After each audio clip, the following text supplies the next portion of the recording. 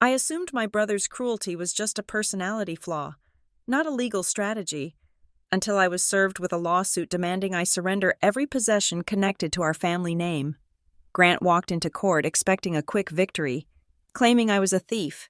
He never realized that the inventory list he demanded would be the very thing that dismantled his carefully constructed life.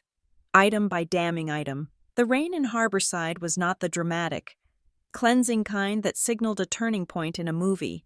It was a persistent, gray drizzle that soaked into the hem of your pants and made the air smell like wet asphalt and salt. I watched it streak against the window of my office, a small project management firm sandwiched between a bakery and a dry cleaner. At 33, I had finally curated a life that felt like mine. It was quiet. It was predictable. After growing up in a house where the mood shifted with the sudden violence of a summer storm, I valued the boring rhythm of my days. My family had always called me sensitive. It was a label that stuck to me like gum on a shoe, picking up dirt over the years until it became the defining feature of my existence. Claire feels too much. Claire takes things too personally. Claire needs to be handled with care. I had spent the last decade proving them wrong by becoming the most reliable, steady person I knew. Then the knock on my front door later that evening shattered the peace I had so carefully constructed. I was expecting a delivery of groceries. Instead, I found a man in a windbreaker standing on my porch, shielding a clipboard from the mist. "Are you Claire King?" he asked. "Yes," I said, wiping my hands on a kitchen towel. He extended a thick envelope. "You have been served." He turned and walked away before I could even grip the paper properly. I stood in the doorway, the damp air chilling my skin, and looked down at the cover sheet. The bold black letters seemed to vibrate against the white page. Plaintiff: Grant King. Defendant: Claire King. Nature of suit: civil action for wrongful possession and conversion of estate assets. My stomach dropped, a physical sensation of falling that made me grab the doorframe. Grant, my brother, the successful one, the one who lived 3 towns over in a gated community with a heated driveway. We had not spoken in 6 months, not since a brief, awkward text exchange on his birthday. I carried the envelope into the kitchen and sat down at the small circular table. My hands shook as I tore it open. The language inside was dense and aggressive. It claimed that I, Claire King, was illegally withholding property belonging to the estate of our late mother, Evelyn King. It demanded the immediate surrender of all assets and personal items originating from the King household. I read the phrase 3 times, all assets and personal items. The absurdity of it made me laugh. A short, sharp sound that died quickly in the empty room. I had not stolen anything. The items currently stored in my guest room and the rented storage unit down the highway were not loot. They were the leftovers. They were the things Grant had refused to look at 2 years ago, the week after the funeral. I closed my eyes and the memory washed over me. I saw Grant standing in our mother's living room, checking his luxury watch, his suit jacket draped over a chair he refused to sit in. "Just deal with it, Claire," he had said. "I cannot take the time to sort through 40 years of clutter. Donate it, trash it, keep it. I do not care. I just want the house cleared so the realtor can list it by Monday." I had been the one on my knees packing the china. I had been the one smelling the dust and the old lavender perfume, crying over greeting cards from 1995. Grant had signed the paperwork, taken the check from the life insurance policy, and driven away in his German sedan. And now he was suing me for the very things he had called clutter. I reached for my phone. My thumb hovered over his name. I knew I should probably call a lawyer first, but the sister in me, the part of me that still remembered us playing tag in the backyard, wanted to believe this was a mistake, a misunderstanding. I dialed. It rang twice before he picked up. "This is Grant," he said. His voice was crisp, professional. It was the voice he used for board meetings, not for the sister he had just sued. "Grant, it is Claire," I said. "I just got served with legal papers. What is going on?" There was a pause, but no surprise. "I tried to reach you.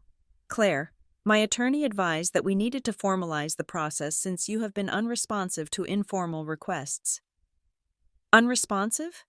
I asked, my voice rising. You never asked for anything. We haven't spoken since May. And these papers say I am stealing from the estate. Grant, you told me to take everything. You stood in the living room and told me you didn't want any of it. That is your recollection, he said, his tone smooth and detached.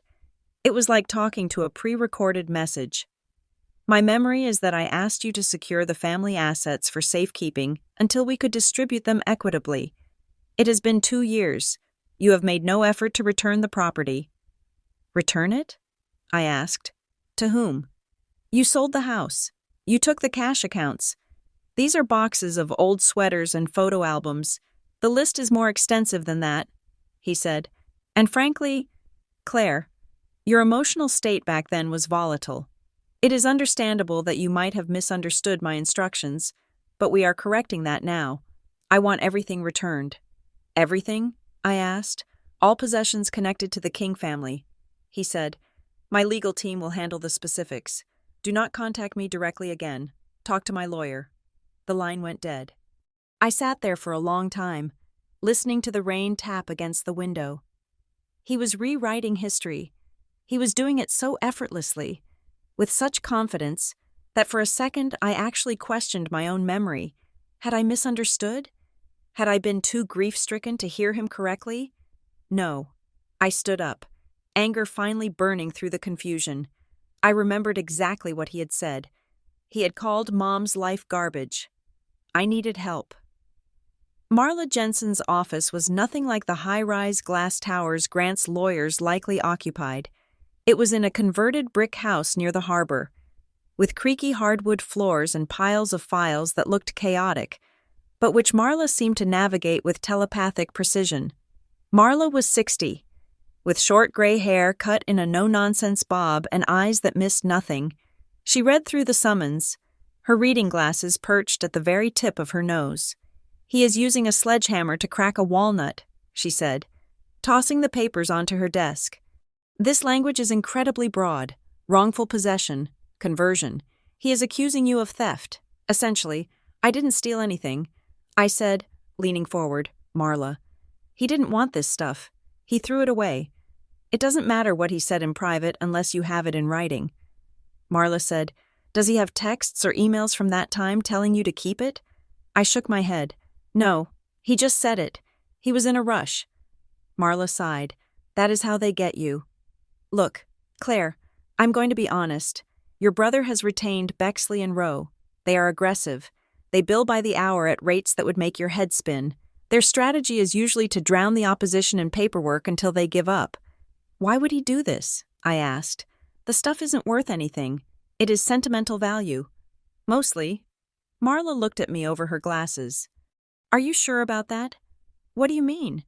Rich men don't spend $10,000 on legal fees to recover $500 worth of old sweaters. She said, he is after something, or he thinks you have something, or, and this is the worst-case scenario, he is just trying to hurt you. The thought made my chest tight. Hurt me? Why? I have stayed out of his way. Control, Marla said. Some families run on it. When one person steps out of their assigned role, the others try to shove them back in. You said you have the items stored?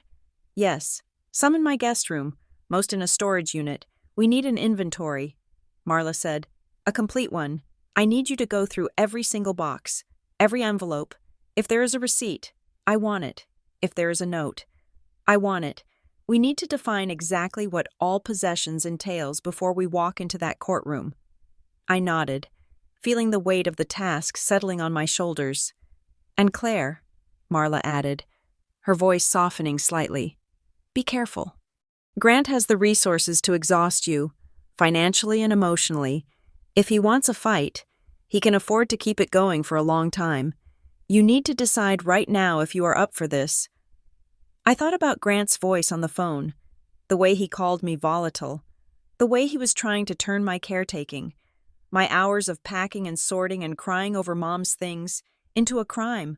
I am not giving him the satisfaction. I said, good, Marla said. Then get me that list. The next 3 nights were a blur of dust and memories. I turned my guest room into a staging area. dragging boxes in from the garage and the storage unit. It was a physical assault on my emotions. Every object I touched brought my mother back. Her reading glasses, the ceramic cat she kept on the windowsill, the Afghan she had crocheted in hues of blue and green. Grant wanted this? He would probably throw it in a dumpster the moment the judge banged the gavel. As I worked, I started to see the complications Marla had warned me about. It wasn't as simple as Mom's stuff. There was a silver tea set that I remembered buying for Mom with my first bonus check from work. I had the credit card statement somewhere in my old tax files. Thank God. That wasn't an estate asset. It was a gift I had given her. Technically, it might be part of the estate, but I could argue ownership. Then there were things that were clearly mine. My old yearbooks, a jewelry box I had left at the house during college. Grant's demand for all personal items originating from the King household was so vague it could technically include my own childhood teddy bear. On the second night, I opened a box marked Desk/Papers. Inside was the chaotic filing system my mother had used. She wasn't organized.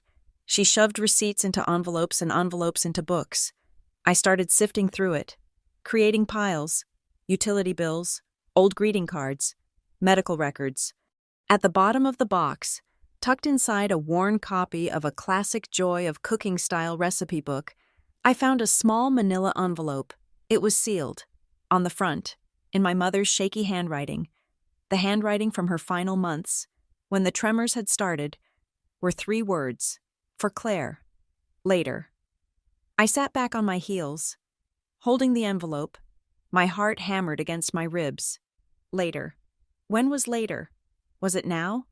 I almost tore it open, but Marla's voice echoed in my head. Chain of custody, evidence.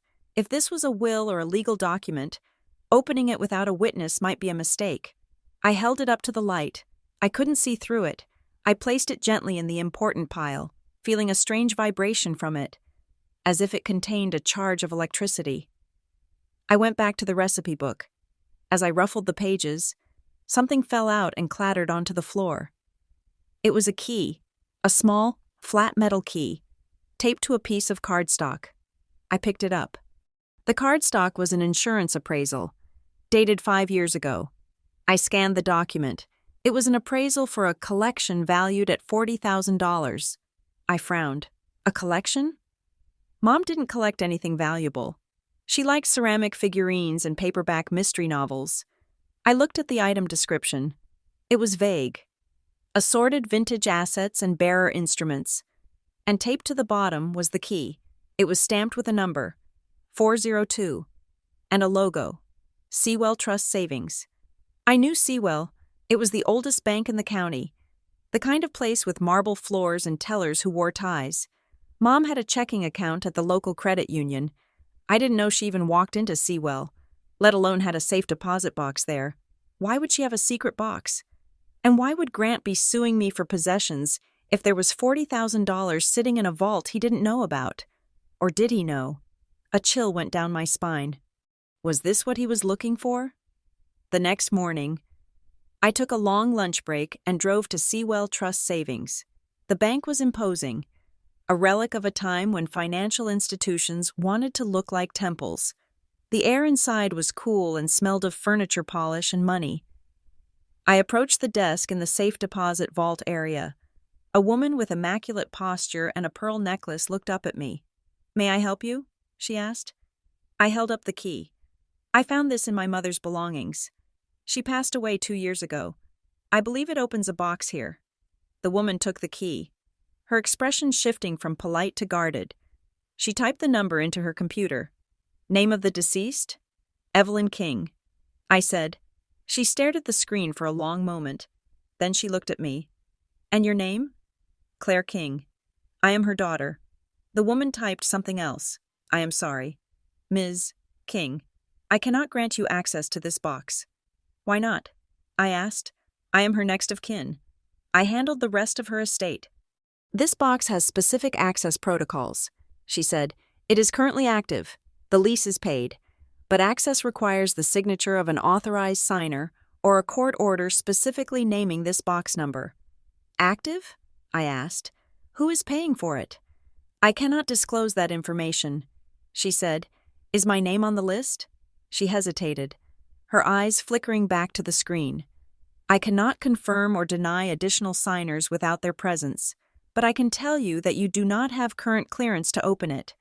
There was something in her tone. It wasn't just bureaucratic obstruction, it was caution. She looked at me like I was walking into a trap I couldn't see. Is Grant King an authorized signer? I asked. She pursed her lips. I cannot discuss other clients. I took the key back. Her hand lingered on it for a fraction of a second too long, as if she wanted to keep it. You might want to consult your legal counsel, she said quietly, before you try to access this again. I walked out into the sunlight, my hand clutching the key in my pocket. The mystery was deepening. Mom had a secret box. Someone was paying to keep it active, and Grant was suing me for all possessions. The day of the first hearing was bright and harsh. The sun glared off the white stone of the courthouse. Making me squint, I wore my best navy suit, but I felt small. I felt like the little sister who was about to be scolded. Marla met me on the steps. She looked calm, like she was about to order lunch rather than fight a legal battle. Shoulders back. Claire, she said, he is going to try to intimidate you. Do not let him. Look at the judge, not him. We walked into the courtroom. It was smaller than I expected, smelling of wood polish and anxiety. And then I saw him. Grant was sitting at the plaintiff's table. He looked immaculate. His suit was tailored to perfection. A charcoal gray that screamed power. His hair was styled, his skin tanned. He looked like the picture of success. Flanking him were two lawyers in expensive suits. They had briefcases that probably cost more than my car. They were arranging papers with precise, synchronized movements. Grant didn't look at me when I walked in. He stared straight ahead, his profile rigid. The judge entered, a stern woman with glasses on a chain. She sat down and opened the file. King versus King, she read. We are here on a motion for preliminary injunction and inventory surrender. One of Grant's lawyers stood up. He had a voice like smooth gravel. Your Honor, he began, we are here because Mr. King has a duty to preserve the integrity of his late mother's estate for 2 years. The defendant, Ms. Claire King, has held family property hostage. She has refused to communicate, refused to inventory the items, and we have reason to believe she is dissipating assets. Dissipating assets? I whispered to Marla. Hush, Marla said, writing on her notepad. The lawyer continued. Mr. King is not asking for anything unreasonable. He simply wants to secure what belongs to the family legacy. The defendant has a history of emotional instability. We are concerned that these items are not safe in her care. We are asking the court to order the immediate surrender of all contested items to a neutral storage facility controlled by the plaintiff. He made me sound like a hoarder, like a mentally unhinged woman living in filth who couldn't be trusted with a silver spoon. I looked at Grant. He was nodding slowly, a look of pained concern on his face. He was performing. He was playing the role of the benevolent, worried older brother dealing with a difficult sibling. It was a lie, a glossy, expensive lie. Marla stood up. Her voice was not smooth. It was sharp and clear. Your Honor, this is a gross mischaracterization. My client has stored these items at her own expense for 2 years because the plaintiff explicitly refused to take them. There is no evidence of dissipation. In fact, Ms. King is the only reason these items still exist. We reject the demand for surrender. We propose a standard discovery process. We will produce an inventory. The judge looked between the two tables. She looked at Grant's polished team, and then at Marla and me. I am not ordering a surrender of items today, the judge said. That is premature. But I'm concerned about the lack of an inventory. Ms. King, you will produce a full, itemized list of every single item in your possession that originated from the King estate. Every spoon, every photograph. You have 30 days. 30 days, Marla said. We can do that. Grant's lawyer spoke up. We also request that the list include provenance. We want to know where each item was found and its current condition. "So ordered," the judge said. "And Mr. King, if you have a list of specific items you are looking for, you will provide that to the defense." "We will, Your Honor," the lawyer said. The gavel banged. Grant stood up. For the first time, he turned to look at me. He didn't smile. He didn't look angry. He looked at me with a cold, blank assessment, like I was a number on a spreadsheet that wasn't adding up. He leaned over to his lawyer and whispered something. The lawyer laughed. I felt a cold flush of shame. He was winning, even though the judge hadn't ordered me to give up the stuff yet. Grant had controlled the room. He had established the narrative. Grant is the responsible adult. Claire is the unstable problem. We walked out of the courtroom. My legs felt weak. He is good. I said to Marla, he almost made me believe I was crazy. That is what people like him do, Marla said grimly. They insist on their version of reality until everyone else just agrees to it to make the noise stop. But Claire, listen to me. She stopped on the courthouse steps and turned me to face her. He made a mistake today. What? I asked. He asked for provenance. She said, he wants to know where everything came from. So, Marla smiled. And it was a dangerous, shark-like smile. We are going to tell him. We are going to list every single thing. We are going to detail exactly who bought it, who saved it, and who ignored it. He wants a list? We are going to give him a list that he will choke on. I thought about the key in my pocket, the promissory notes I had seen in the messy piles, the truth about who had actually paid for Mom's life. I looked back at the courthouse doors. Grant was walking out, putting on sunglasses, ignoring the world. He wanted a fight about possessions. He thought he was fighting about furniture. He didn't realize that objects have memories attached to them, and memories, once they are written down on a legal affidavit, become facts. I took a deep breath of the cool air. The shame was fading, replaced by a cold, hard resolve. Let's write that list. Marla, I said, and let's make sure we don't leave anything out. We went back to my house. I made coffee. I put the "For Claire Later" envelope on the table. I think it is time to open this, I said. Marla nodded. She took out her phone to record the opening. Just in case. I slid my finger under the flap. The paper tore with a dry rasp. I pulled out a single sheet of lined notebook paper. It wasn't a will. It was a letter. Claire, it began. If you are reading this, I am gone, and Grant is likely trying to rewrite the past. He is my son, and I love him, but I have spent the last 10 years covering for his mistakes. He won't admit what he signed. He won't admit what he took. I am tired of keeping his secrets, but I couldn't bring myself to ruin him while I was alive. Check the blue ledger. Check the safe deposit box. Keep proof. Claire, do not keep the peace. The peace was always a lie. Love. Mom. I read it twice. My hands were trembling. Marla read it over my shoulder. Her breath hitched. Well, she said softly, that changes things. I looked at the letter. My mother. The woman who never raised her voice. The woman who always smoothed things over. Had left me a weapon. Grant had called me unstable. He had called me a thief. He had no idea what was coming. The document from Bexley and Rowe arrived with a thud that seemed to shake my entire living room. Marla had warned me about the discovery phase.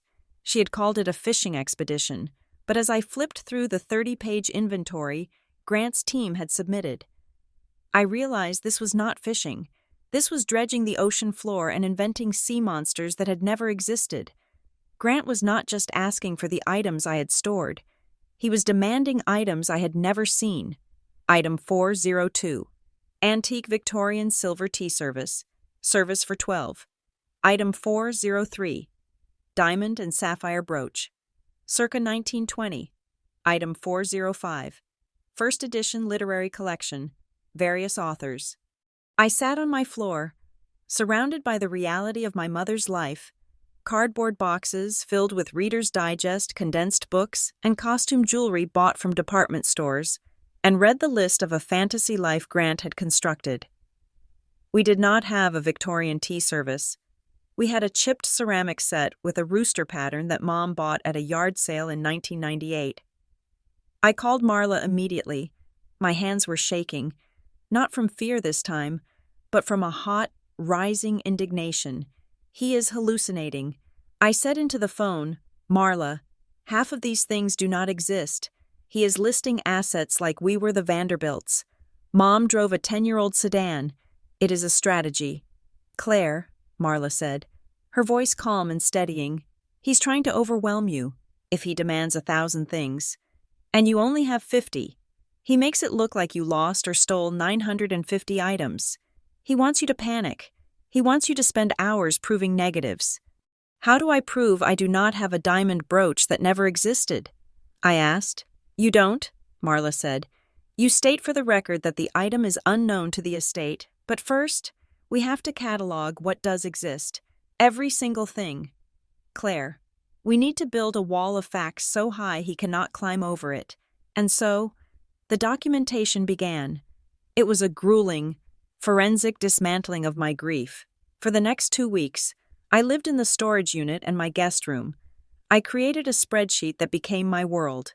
Column A, item description. Column B, condition. Column C, origin. Column D, location. I took photos of everything. A picture of Mom's old sewing tin. Click. A picture of the ceramic figurines she loved. The ones with the little chips on the ears. Click.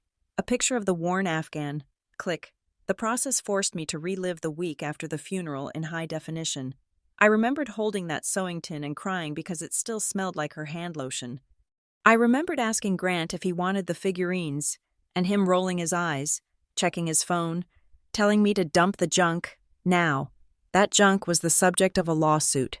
Every time-stamped photo felt like a defense of my mother's dignity. Grant was trying to paint her as a wealthy matriarch whose fortune I had pilfered. The truth? That she was a woman of modest means who saved every rubber band and coupon, was staring me in the face by inflating the estate. Grant wasn't just attacking me. He was erasing who she actually was. He was replacing our real mother with a prop that fit his narrative. I needed a break. I met Nina Rowland at a coffee shop near the pier on a windy Thursday afternoon. Nina and I had known each other since kindergarten. She was the kind of friend who knew exactly how much sugar I took in my coffee and exactly how much nonsense I was willing to tolerate from my family. She watched me as I stirred my latte. My shoulders hunched up to my ears. You look like you are waiting for a ceiling tile to fall on your head. Nina said, I feel like it. I said, I told her about the list, the Victorian silver, the imaginary diamonds. And what did you do? Nina asked. I started apologizing to Marla for the mess. I said, I told her I was sorry this was so complicated. I told her I should have been more organized 2 years ago. Nina slammed her hand down on the table. It wasn't loud enough to startle the whole shop, but it made me jump. Stop it, she said. Stop what? Stop apologizing. Nina said, Claire, look at me. You are doing the thing. What thing? The thing where you take responsibility for someone else's bad behavior, she said. Grant is suing you for things that do not exist. He is gaslighting you on a legal scale. And you are sitting here wondering what you did wrong. You are the one who took care of your mom. You are the one who cleaned out the house. You are the one who stored the boxes. You did nothing wrong. I know, I said quietly. But maybe if I had just... No. Nina interrupted. No ifs. Grant is a bully. He has always been a bully. Remember when we were 12 and he convinced you that you broke his bike? Even though he rode it into the tree? You spent 3 weeks doing his chores to make up for it. This is the same thing. Claire, he wants you to fold. He wants you to feel small so he can feel big. She reached across the table and grabbed my hand. Stop reacting to him, she said. Stop feeling. Start building facts. You have the truth on your side. He has a fairy tale about a diamond brooch. Building facts. I repeated. Exactly. Nina said, be a stone wall. Claire, let him break his hand trying to punch you. Nina's words were ringing in my ears when the email from Bexley and Rowe arrived the following Monday. The subject line read, Settlement Proposal, Privileged and Confidential. My heart hammered against my ribs as I opened the attachment. It was a formal letter, couched in polite legal terminology, but the message was brutal. Mr. King is willing to dismiss the pending litigation with prejudice, provided the defendant agrees to the following terms. 1. Immediate surrender of all contents of the storage unit located at Harborside Secure Storage. 2. A cash payment of $15,000 to cover legal fees and estimated depreciation of assets. 3. Execution of a mutual non-disclosure and non-disparagement agreement regarding all family financial matters, including but not limited to the estate of Evelyn King and the financial status of Grant King. I read point 3 again, and then I read it a third time. He wanted the stuff. He wanted $15,000 from me, which was laughable. But mostly, he wanted me to shut up, specifically about family financial matters. Why? If this was about a tea set and some furniture, why did we need a gag order on finances? I called Marla. You saw it? She asked. I saw it. I said, point 3. Exactly, Marla said. That is the tell. He is terrified. Claire, you don't ask for a non-disclosure agreement on an estate case involving used furniture unless there is something in the numbers you don't want people to see. He wants me to pay him $15,000. I said, I don't have $15,000 to give him. He knows that, Marla said. He is trying to squeeze you. He thinks you will be so scared of court that you will sign over the boxes and sign the gag order just to make it go away. I looked at the boxes stacked in my guest room. I looked at the For Claire Later envelope that I had tucked inside my copy of the collected works of Jane Austen on my bookshelf. I am not signing it. I said, good, Marla said, because I found something else. What? I pulled the probate records from the county clerk. She said, the file for your mother's estate. It was never fully closed. I frowned. That's impossible. Grant told me it was done. He sent me a copy of the final distribution. He sent you a document, Marla said, but according to the court docket, the estate is still technically open pending a final accounting, and there is an amendment filed 6 months ago. 6 months ago? I asked. Mom died 2 years ago. Exactly, Marla said. Someone filed an amended inventory of assets just before he filed this lawsuit against you. I am trying to get a copy of the actual document, but the clerk says it is sealed pending review. Grant is moving pieces around on the board. Claire, he is changing the record of what your mother owned retroactively. I felt a cold shiver. Grant wasn't just bullying me, he was tampering with the past. The settlement refusal seemed to trigger a new wave of aggression from Grant's team. Their subsequent filings changed tone. They stopped calling it a misunderstanding and started describing me as estranged. In a motion to compel discovery, Grant's lawyer wrote, the defendant, who was estranged from the decedent during the final years of her life, seized control of the property immediately following the funeral. I stared at the word, estranged. I was the one who drove Mom to her chemotherapy appointments. I was the one who sat up with her when the pain medication made her hallucinate. I was the one who learned how to cook soft foods she could swallow. Grant lived 40 minutes away and visited twice in her final year, once for Christmas, and once to have her sign some papers he didn't let me read, to see it written down in a legal document that I was the stranger, and he was the dutiful son, broke something inside me. It wasn't just a lie. It was a violation of the most painful, sacred time of my life. I spent that night pacing my living room, the walls feeling like they were closing in. I had nightmares when I finally slept. I dreamed I was standing in the town square of Harborside. I was naked, and Grant was standing on a podium, auctioning off my mother's things.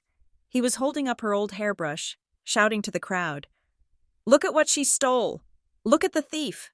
The crowd laughed. People I knew, my boss, the baker, the dry cleaner, they all pointed and laughed. I woke up sweating, my sheets tangled around my legs. The fear was physical. It was a heavy, suffocating weight on my chest. This was Grant's favorite weapon, humiliation. He knew how much I cared about being seen as good, as reliable. He was dismantling my reputation, and he was doing it in public records that anyone could read. I brought this up in therapy the next day. My therapist, Dr. Evans, listened as I recounted the dream. "You are afraid he is going to define you." Dr. Evans said, He is defining me. I said, he is writing lies into court documents, but they are just documents. Claire, she said, they are not the truth. The truth is what you lived. The truth is the hours you sat by that bed. Does his lie change the fact that you held her hand when she took her last breath? No, I whispered. Then he cannot take that from you, she said. He is trying to control the narrative because he cannot control the reality. The more he lies, the more he shows you what he is hiding. I decided to do some investigating of my own. If Grant was rewriting the inventory, I needed to know what the original baseline was. I went to the Harborside Memorial Home. The director, Mr. Henderson, was a kind man with soft hands and a voice like distant thunder. He remembered me. He remembered Mom. I need a favor. Mr. Henderson, I said, I need to see the record of personal effects, the list of things that were with my mother when she passed. He pulled the file. Standard procedure, he said.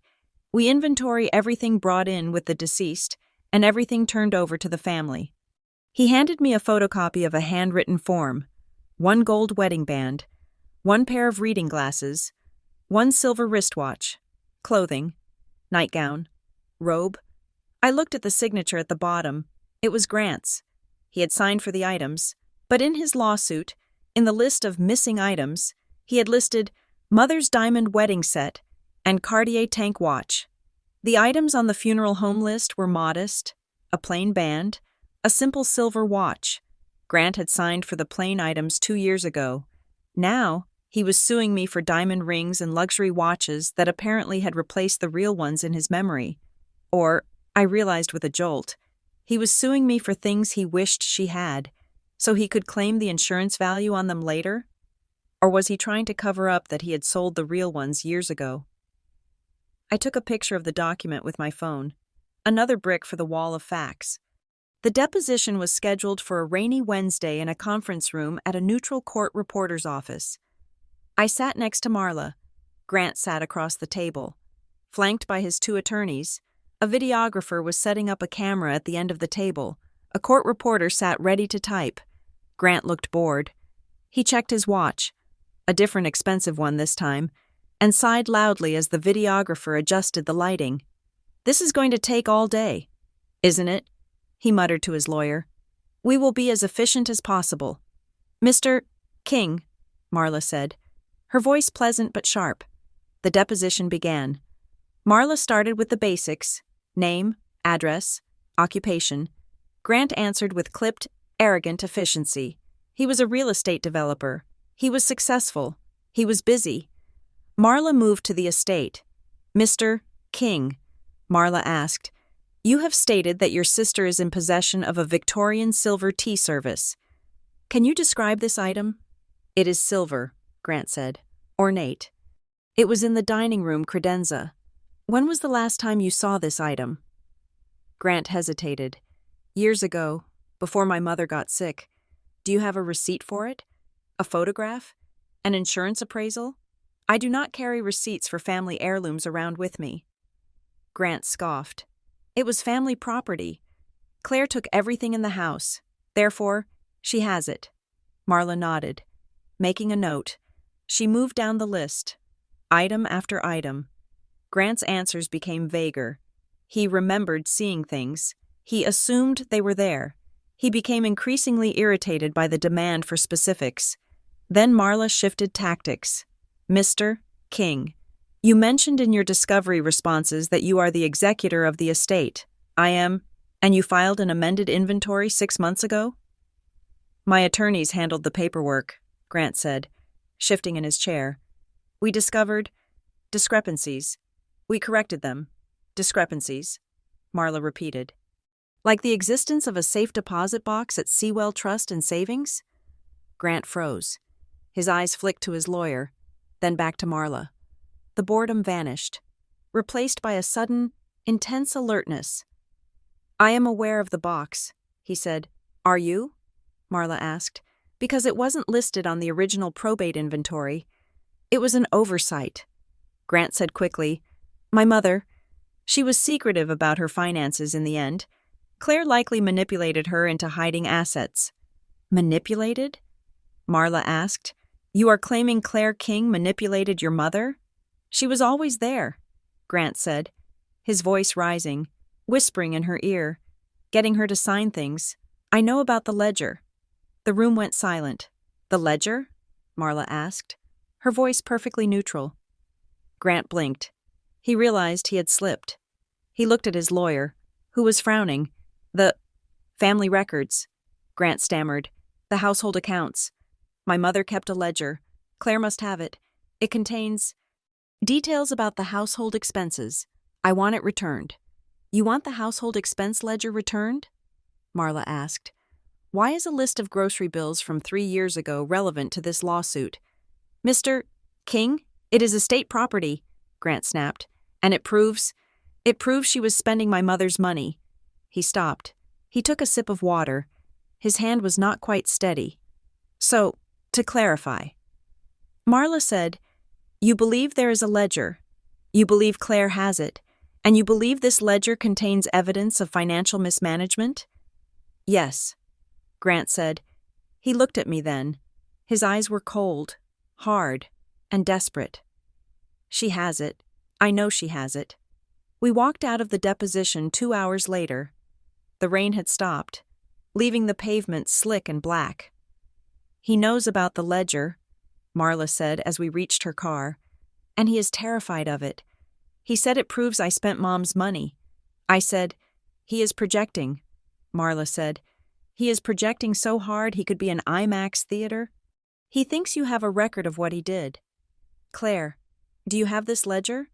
I thought about the boxes, the desk/papers box. I don't know. I said, I found a lot of papers. I found the letter. Go home, Marla said. Go home and find that ledger, if he is asking for it. It is the smoking gun. I drove home, my heart racing. I parked in the driveway and ran inside. I went straight to the bookshelf where I had hidden the For Claire Later envelope inside the Jane Austen volume. I needed to see the letter again. I had read it once, in a blur of emotion, but I hadn't analyzed it. I pulled the envelope out. I sat at the kitchen table and smoothed out the single sheet of notebook paper. Claire, if you are reading this, I am gone. I skipped down. He won't admit what he signed. He won't admit what he took. And there it was, the sentence I had glossed over the first time because I didn't know what it meant. Check the blue ledger. Check the safe deposit box. The blue ledger. I ran to the guest room. I started tearing through the box marked desk/papers, old bills, Christmas cards, medical statements. And then, at the very bottom, under a stack of knitting magazines, I found it. It wasn't a formal accounting book. It was a spiral-bound notebook with a blue cardboard cover. A Mead notebook, the kind kids use for school. I opened it.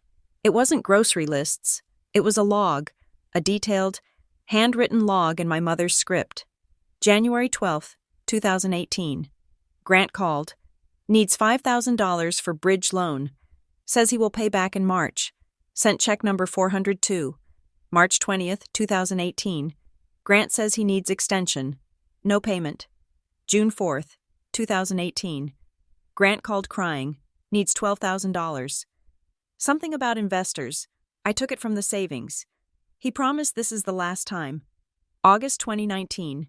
Grant asked me to sign the house equity line. I said no. He yelled. He said I owed him for being the successful one. I flipped through the pages. It went back years. 10 years of loans. 10 years of emergencies.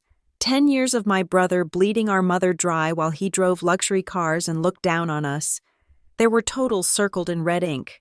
The numbers were staggering. And tucked into the back pocket of the notebook was a piece of paper I hadn't seen before. It was a document typed on Grant's business letterhead. Promissory note. I, Grant King, acknowledge a debt of $150,000 to Evelyn King. It was signed, and it was dated 5 years ago. The repayment deadline was listed as upon demand or within 24 months. The deadline had passed 3 years ago. I sat on the floor, the blue ledger in my lap. This was why he was suing me. This was why he wanted all possessions. This was why he offered the settlement with the gag order. He didn't care about the Victorian tea set. He didn't care about the furniture. He was hunting for this notebook. He knew Mom wrote everything down. He knew he had signed that note. If this got out, if the world knew that Grant King, the wealthy developer, had borrowed $150,000 from his widowed mother and never paid it back, his reputation would be incinerated. He was trying to use the court to steal the evidence of his own fraud. I picked up my phone and took a picture of the promissory note. Then I took a picture of the page where Mom wrote, "He said I owed him. I sent them to Marla."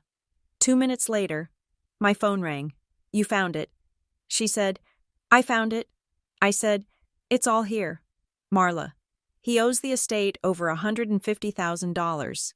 Marla let out a long, low breath. "Well, Claire," she said, "I hope you are ready, because we are done playing defense." I looked at the blue notebook. I looked at my mother's shaky handwriting. The record of her silent suffering. "I am ready," I said. The subpoenas Marla sent out were like stones thrown into a stagnant pond.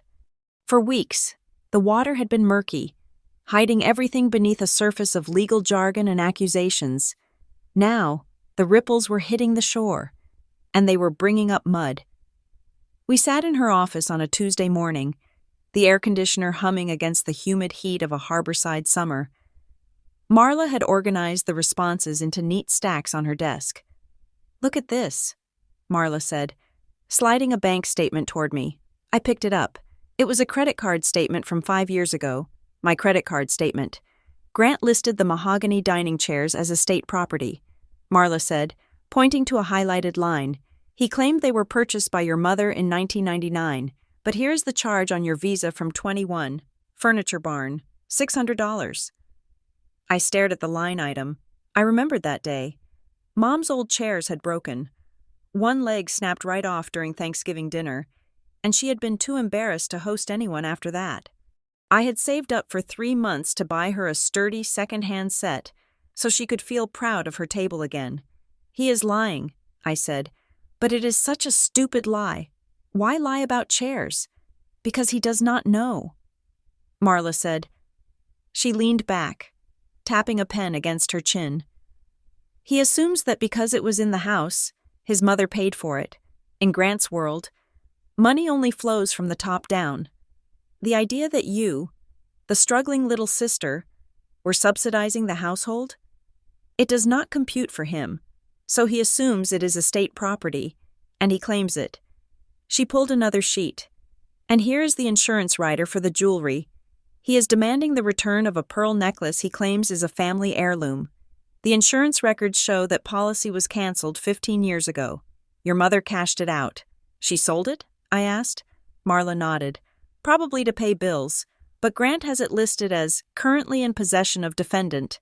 He is suing you for a ghost." Claire. It felt satisfying, in a petty way, to see his narrative chipping away.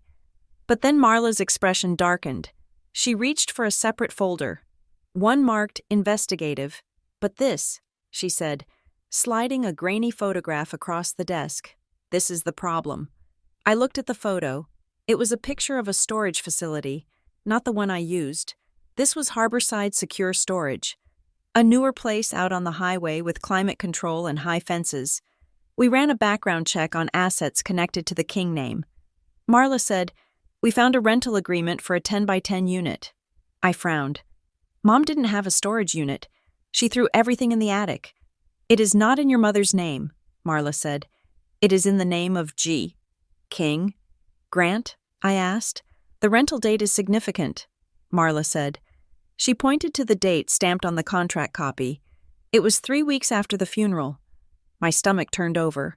3 weeks after the funeral. That was when I was deep in the cleaning process. That was when Grant was supposedly too busy to help. "He rented a unit," I said, my voice sounding hollow, while I was packing boxes and crying over old sweaters. "He drove down here and rented a unit. And look at the access logs," Marla said. She showed me a list of dates and times. He had visited the unit 4 times in that first month, always late at night. "He moved things," I whispered. He came into the house while I was at work, took things, and moved them to this unit. And now he is suing you for wrongful possession of missing items. Marla finished. He is accusing you of hiding assets that he stole himself. I felt a surge of nausea. It wasn't just greed, it was a setup. He had engineered a crime and framed me for it, using the chaos of our grief as cover. He knew I wouldn't notice a few missing boxes in the mountain of clutter. He knew I would assume I had misplaced them. We need to get into that unit. I said, We will, Marla said. I am drafting a subpoena for the contents inspection today, but first, we have to deal with the bank. She pulled the final document from the stack. It was a letter from Sewell Trust and Savings regarding the safe deposit box, the one I had found the key for, the one mentioned in Mom's secret letter. The bank finally responded to our demand for the signature card. Marla said, But they are playing games. She handed me the photocopy. It was a standard bank form, signed by Evelyn King. But the line for authorized deputy, or joint tenant, was a mess of black toner. Someone had aggressively redacted the name of the second person with access to the box. Why is it blacked out? I asked. Grant's lawyers filed a motion for protective order this morning. Marla said, They claim the second signer is a third party unrelated to the litigation, and their privacy must be protected. They claim it is not Grant. If it is not Grant, who is it? I asked. Mom didn't have secrets. Or at least, I thought she didn't. Marla's eyes narrowed. I don't know. But the fact that they are fighting so hard to hide it tells me it matters. We are going to court on this. I am not accepting a black bar on a document that could blow this case wide open. The hearing on the motion to compel disclosure was scheduled for 3 days later.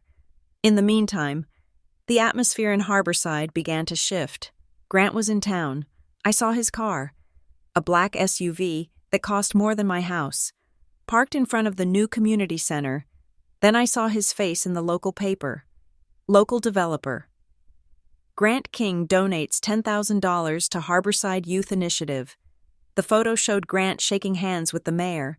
He looked handsome, benevolent, and rich. He was smiling that smile, the one that made you want to please him, the one that made you feel like you were lucky to be in his orbit. I went to the grocery store that afternoon. I ran into Mrs. Gable, the woman who had taught me piano for 6 years. She usually stopped to ask about my job. Today, she paused, her hand hovering over a carton of eggs. Oh, hello? Claire, she said. Her voice was pitched a little too high. Hi, Mrs. Gable. I said, I saw your brother in town. She said, he stopped by the bakery. He is such a charming man. He seemed very concerned about you. Concerned?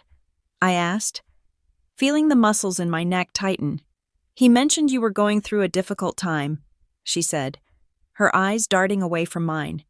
He said he is just trying to make sure everything is handled properly. It must be hard. Dear, stress can make us do irrational things. I stared at her. Irrational things. That was Grant's word. He was planting seeds. He wasn't telling people I was a thief. That would be too crude. He was telling them I was unstable. He was painting a picture of a fragile, hysterical sister who needed her big, strong brother to step in and take control. I am fine. Mrs. Gable, I said, my voice trembling slightly. Of course. Dear, she said, patting my arm in a way that felt like a dismissal. We are all praying for you. I left the store without buying milk. I sat in my car in the parking lot, gripping the steering wheel until my knuckles turned white. He was stealing my town. He was stealing my reputation. He was rewriting the story of who I was, and he was doing it with a smile and a checkbook. When I got home, there was a car parked in my driveway, a sensible, 10-year-old sedan. I recognized it immediately. It belonged to my Aunt Elaine. Elaine was my mother's younger sister. She lived 2 towns over and had always been the quiet one, overshadowed by my mother's warmth and Grant's brilliance. We hadn't spoken much since the funeral. She had drifted away, like a leaf caught in a separate current. I parked and walked up to her window. She was sitting in the driver's seat, staring straight ahead, her hands gripping her purse. Aunt Elaine? I said. She jumped, startling so bad she dropped her purse. Claire, she breathed. I didn't know if you were home. I am home, I said. Do you want to come in? She looked toward the street, as if checking for spies. Can we talk in the car? She asked. I walked around and got into the passenger seat. The car smelled of peppermint and old fabric. Elaine looked tired. Her face was lined with a nervous tension that made her look older than her 60 years. I heard about the lawsuit, she said, not looking at me. It is a mess, I said. It is not right, she said. Her voice was a whisper. What he is doing, it is not right. I waited. I knew Elaine. You couldn't push her. You had to let her come to the water on her own. Your mother called me, she said, the week before she died. I felt a sharp pang in my chest. Mom could barely speak that week. She was lucid for a few hours. Elaine said, she told me to stay away. She said Grant was there. And she didn't want me to see... See what? I asked.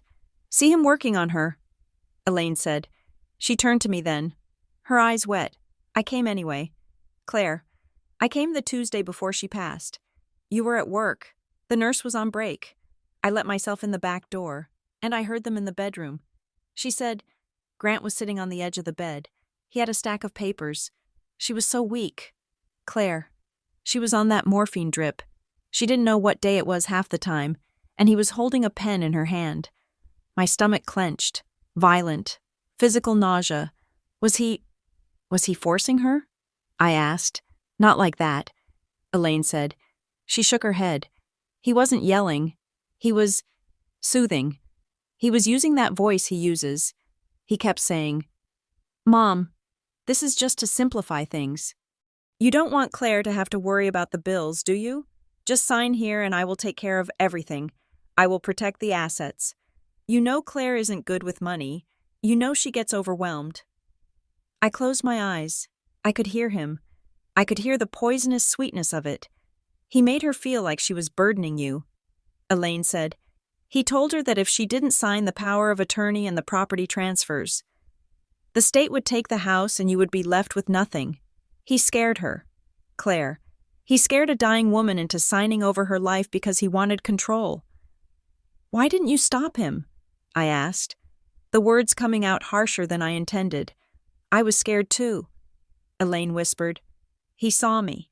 He looked up and saw me in the doorway. He didn't even look guilty. He just smiled and said, Aunt Elaine, perfect timing. Mom is just getting her affairs in order. He looked so confident. I thought maybe he was right. Maybe he was helping. But you know now, I said. I saw the paper, she said.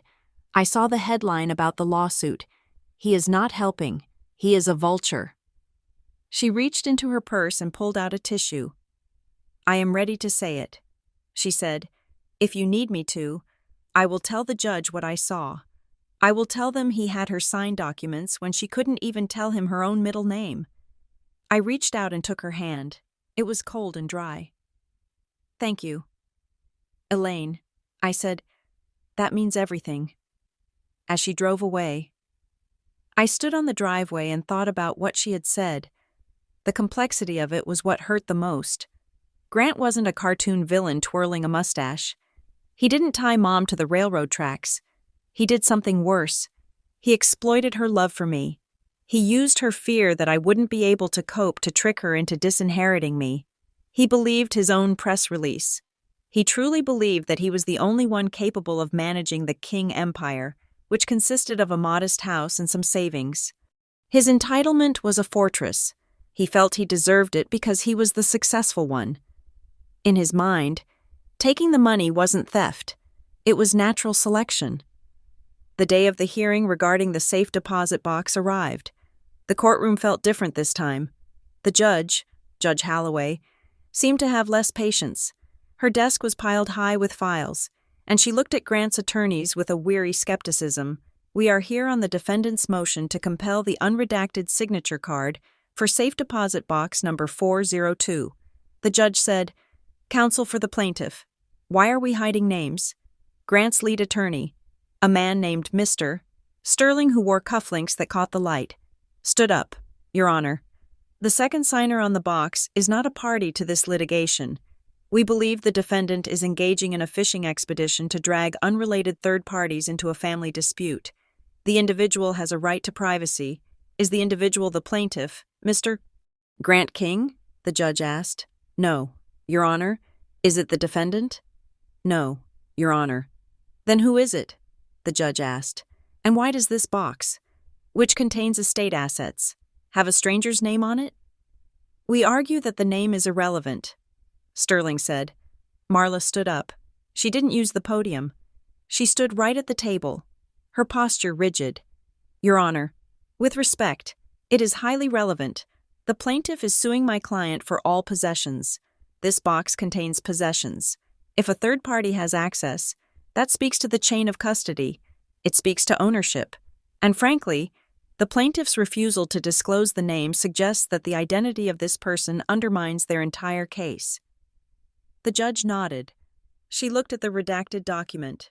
Mr. Sterling, unless this mystery person is a covert operative for the CIA, I see no reason for a protective order in a probate dispute. The court orders full disclosure. Unredact the document, now. We do not have the unredacted original with us. Sterling stalled. We would need to retrieve it from the bank's archives. I have it, a voice said. We all turned. A representative from Sewell Trust and Savings was sitting in the back row. He stood up, holding a folder. The court subpoenaed the bank directly. Your Honor, the man said, I have the certified, unredacted copy of the signature card. The judge smiled. A thin, tight smile. Bring it up, she said. The bailiff took the folder and handed it to the judge. She opened it. She looked at the document for a long moment.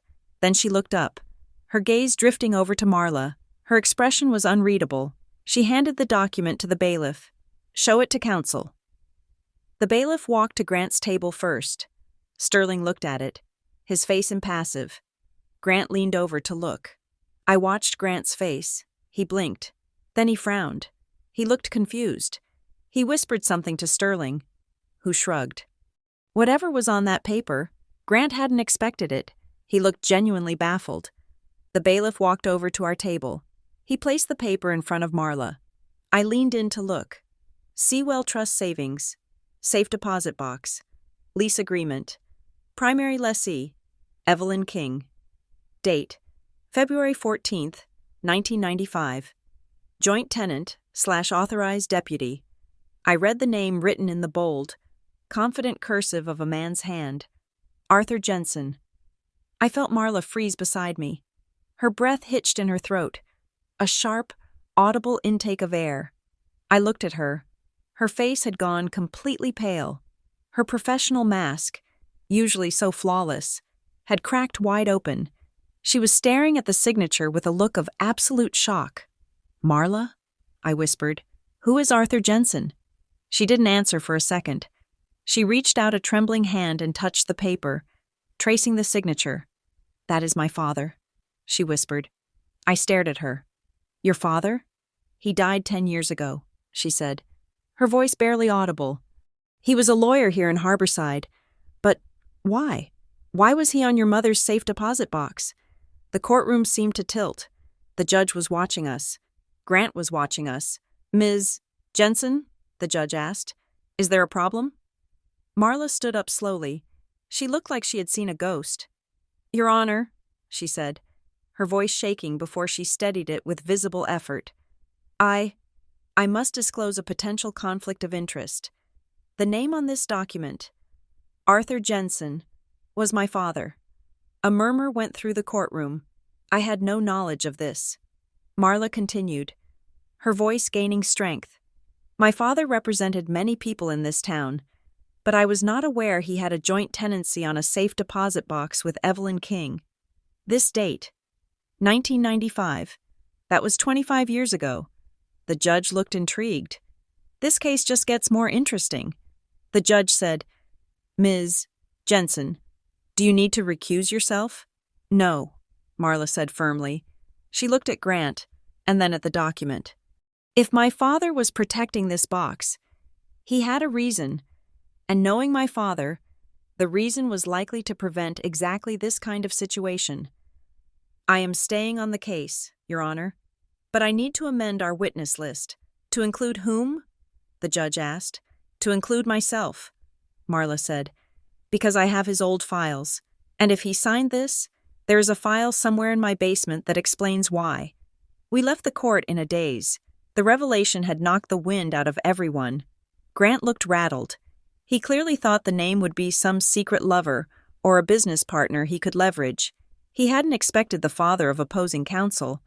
But while the mystery of the name was swirling, another piece of the puzzle clicked into place for me. While Marla went to dig through her father's archives, I went back to the spreadsheet.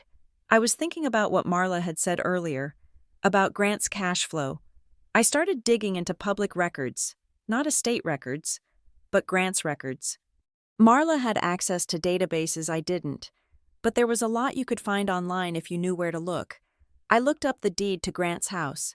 There was a lien on it, a tax lien filed 6 months ago.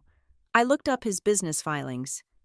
King Development, LLC, status, suspended, failure to pay franchise tax. I looked up court records in the neighboring county. 2 lawsuits for breach of contract from contractors who hadn't been paid. I sat back in my chair, the glow of the monitor illuminating the dark room. He was broke. The expensive suit, the luxury car, the $10,000 donation to the youth center, it was all a facade. He was robbing Peter to pay Paul. And then I looked at the timeline. The tax lien was filed 6 months ago. The amended inventory for Mom's estate was filed 6 months ago. The lawsuit against me was filed 5 months ago. It wasn't about the furniture. It wasn't even really about the old loans, though that was part of it. Grant needed collateral. He needed to show assets to a bank or a creditor to keep his house of cards from collapsing. If he could claim the estate was worth $500,000, inflating it with imaginary diamond brooches and Victorian tea sets, and that he was the sole heir. He could borrow against that future judgment. He was using me as a line item on a balance sheet to secure a loan. I wasn't a sister to him. I was an asset class. I picked up the phone and called Marla. She picked up on the first ring. I found something. I said, "So did I." She answered. Her voice was thick with dust and emotion. "What did you find?" I asked. "I found my father's file on your mother." She said, "Claire, this box, it doesn't contain money. What does it contain?" "It contains the truth." Marla said, "The real truth. The reason Grant has been terrified of you for 20 years. I waited, my heart pounding in my throat. "Can you come to my office?" she asked. "We need to talk before the next hearing." "And Claire?" "Yes. Bring the blue notebook, the one with the loans. It turns out that is just the tip of the iceberg." I hung up the phone. I grabbed the blue notebook. I grabbed my keys. Grant had started this war to hide his debts, but he had forgotten one thing. When you dig up the past to bury someone else, you usually end up falling into the grave yourself. Marla Jensen sat behind her desk. Her usually impeccable posture slumped just a fraction. On the blotter in front of her lay a faded, dusty file folder she had retrieved from the basement archives of her father's practice, the label. Typed on a typewriter that must have had a sticky E key. Read, "King, Evelyn, confidential, I never knew." Marla said, her voice quiet, "I swear to you, Claire, I never knew he was representing her in this capacity. My father, Arthur, he kept his clients' secrets in a vault, both literally and metaphorically." I sat opposite her, holding a cup of lukewarm coffee. The revelation in court that Marla's father was the second signer on my mother's secret safe deposit box had stunned us both. "What is in the file?" I asked. Marla opened it. It was thin, just a few notes scrawled on yellow legal pads. He notes here that he advised Evelyn to secure a safe deposit box outside of the family dynamic. Marla read, squinting at the handwriting. He writes, "Client is concerned about coercion regarding financial instruments. Advised dual control. I agreed to serve as signatory solely to prevent unauthorized access by family members." She looked up at me. "By family members?" she repeated. He meant Grant. Even 20 years ago, Mom was afraid Grant would get into that box. It made sense. It made a terrible, tragic kind of sense. My mother, who couldn't say no to Grant's face, had hired a lawyer to say no for her. She had built a wall of legal protection because she didn't have the heart to build a wall of emotional boundaries. "We have to tell the judge," Marla said, closing the file. "We have to disclose this connection immediately. If Grant's team finds out and we haven't flagged it, they will claim collusion. They will say I rigged the box." We filed the disclosure the next morning. The hearing was tense. Grant's attorney, Mr. Sterling, paced the courtroom floor like a shark sensing blood in the water. "Your Honor, this is outrageous," Sterling boomed. "The opposing counsel is the daughter of the second signatory? This reeks of impropriety. We have no guarantee that Ms. Jensen hasn't had access to this box for years. We have no guarantee that she and the defendant haven't planted evidence. We move to disqualify Miss Jensen and her firm immediately." I looked at Grant. He was leaning back in his chair, a smirk playing on his lips. He thought he had us. He thought this coincidence was the thread that would unravel my entire defense. Judge Holloway looked over her spectacles. She was a woman who had seen every trick in the book, and she did not look impressed by Sterling's theatrics. "Mr. Sterling," the judge said, her voice dry. "Arthur Jensen died 10 years ago. The bank records show the box has not been accessed in 6 years. Are you suggesting that Ms. Jensen has been breaking into a federally insured bank vault to plant evidence for a lawsuit that was only filed 5 months ago?" Sterling paused. "Well, Your Honor, we cannot rule out—" "I can rule it out," the judge snapped. "This is a small town. Counselor, Arthur Jensen was a man of unimpeachable integrity. His daughter has voluntarily disclosed the connection. I see no conflict that prevents her from advocating for her client, provided that the box is opened under strict court supervision." She turned to Marla. "Ms. Jensen, you will continue, but I want a bailiff present when that box is opened, and I want everything videotaped." Grant's smirk vanished. The corruption angle had backfired. Instead of looking like a victim of conspiracy, he looked like a man desperate to keep that box closed. 2 days later, we stood in the viewing room of Sewell Trust and Savings. The room was windowless, lined with fake wood paneling and smelling of stagnant air. Present in the room, me, Marla, Grant, Mr. Sterling, the court bailiff, a large man named Officer Davis, and a bank manager holding a drill, just in case the key didn't work. Grant wouldn't look at me. He stood in the corner, checking his phone, tapping his foot in a rapid, nervous rhythm. The manager slid the long metal box onto the table. "Who has the key?" the manager asked. I stepped forward. "I have the key found in the estate," I said. I inserted the flat metal key into the lock. It turned with a satisfying, heavy click. The manager inserted his master key and turned. The lid popped up. The room went silent. I think Grant expected gold bars. I think he expected the missing diamonds he had hallucinated. Instead, the box was filled with paper. Officer Davis stepped forward. "I will inventory the contents for the record," he said. He reached in and pulled out a stack of documents wrapped in a rubber band that had become brittle and snapped as he touched it. "Item 1, the bailiff said, a sealed envelope, marked Inventory, 1998. He slid it open. He pulled out a document. "It is a household inventory." The bailiff read, "Signed by Evelyn King and notarized." Marla stepped closer. "Does it list a Victorian tea service?" she asked. The bailiff scanned the list. "No, it lists 1 ceramic tea set, value $20. "Does it list a diamond brooch?" The bailiff shook his head. "Costume jewelry, value miscellaneous." I looked at Grant. His face was a mask of stone, but his neck was flushing red. This document, notarized decades ago, proved that the heirlooms he was suing me for had never existed. "Item 2, the bailiff said. He pulled out a receipt. "Receipt for purchase of plot at Harborside Cemetery." He read, "Paid in full by Evelyn King. Item 3. He reached into the box and pulled out a slim, black notebook. It was not the blue ledger I had found at home. This was a pocket notebook. leather-bound, with the words, King, Private written on the cover in white corrective fluid. The bailiff opened it.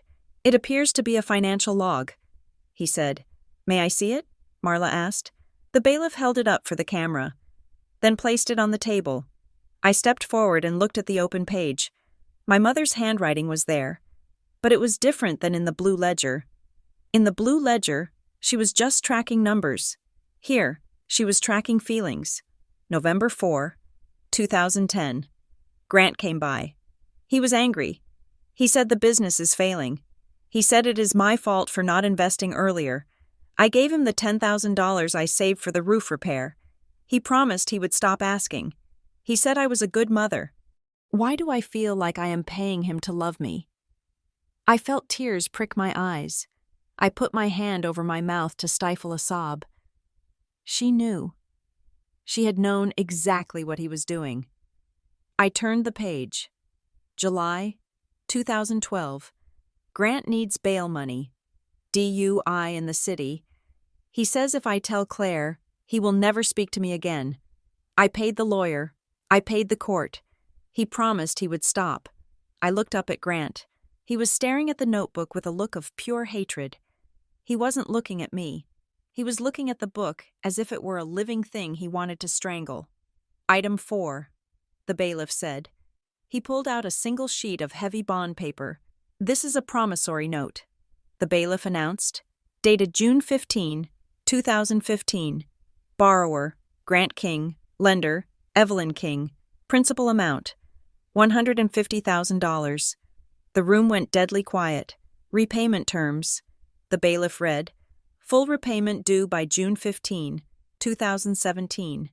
Interest rate of 4% per annum. He turned the paper over. There are no endorsements of payment, the bailiff said. Marla looked at Sterling. That is a default, Marla said, her voice cutting through the silence. Your client owes the estate $150,000, plus interest. That is nearly $200,000 today. Sterling looked at the document. He looked at Grant. Grant cleared his throat. It sounded like a car grinding gears. That is an old draft, Grant said. His voice was tight. We tore that up. She forgave that loan. Where is the forgiveness document? Marla asked. Because this note is in a safe deposit box my father secured to protect her assets, if she forgave it. Why did she keep the note in the vault? And there is one more thing, the bailiff said. He pulled out the last document. It was a photocopy of a court filing. It was an inventory and appraisement form for the estate of our father, who had died 30 years ago. But there were notes in the margins. In my mother's handwriting, Grant tried to make me sign a new version of this. She had written. He added the land in the North County. He added the stocks. He wanted me to say Dad left them to him, but Dad sold those stocks to pay for Grant's college. I refused to sign. I stared at the paper. Grant had tried to forge our father's estate records years ago to claim assets that didn't exist. This was a pattern. He had been trying to rewrite our family history for decades. The bailiff placed the items back on the table. That concludes the inventory, he said. Grant turned and walked out of the room. He didn't wait for his lawyer. He just pushed the heavy door open and vanished into the corridor. The deposition of Grant King resumed 2 days later.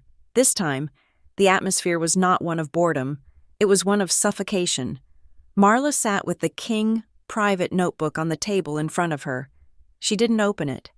She just let it sit there, a black leather brick of judgment. Mr. King, Marla began, you stated in your previous testimony that the promissory note found in the safe deposit box was an old draft. Yes, Grant said. He looked terrible. His tan looked sallow under the fluorescent lights. If it was a draft, Marla asked, why is it signed? I sign a lot of things, Grant said, waving a hand dismissively. It was a formality. My mother, she liked paperwork. It made her feel important. It made her feel important to lend you $150,000? Marla asked. It wasn't a loan, Grant snapped. It was an investment. In the business. The note says loan, Marla pointed out. It lists an interest rate. It has a maturity date. It was out of context, Grant shouted. He slammed his hand on the table. You are taking a single piece of paper and trying to twist it. You don't understand how our family worked. I took care of her. I managed the money. She moved funds to me so I could manage them. So the $150,000 was for management? Marla asked. Where's the accounting for that? I don't have it with me. Did you pay it back? It was a wash, Grant said. I paid for her expenses. I paid for the house repairs. It balanced out. Marla opened the black notebook. Your mother kept a record. Mr. King, she said softly. She lists every repair. She lists every grocery bill. And she lists your investments separately. There is no record of repayment. In fact, there is a note here from 2018. She read from the page. Grant asked for more today. I told him he still owes me for the note. He laughed. He said, Mom, you are never going to collect that. Consider it my inheritance early. Grant went white. Did you say that, Mr. King? Marla asked.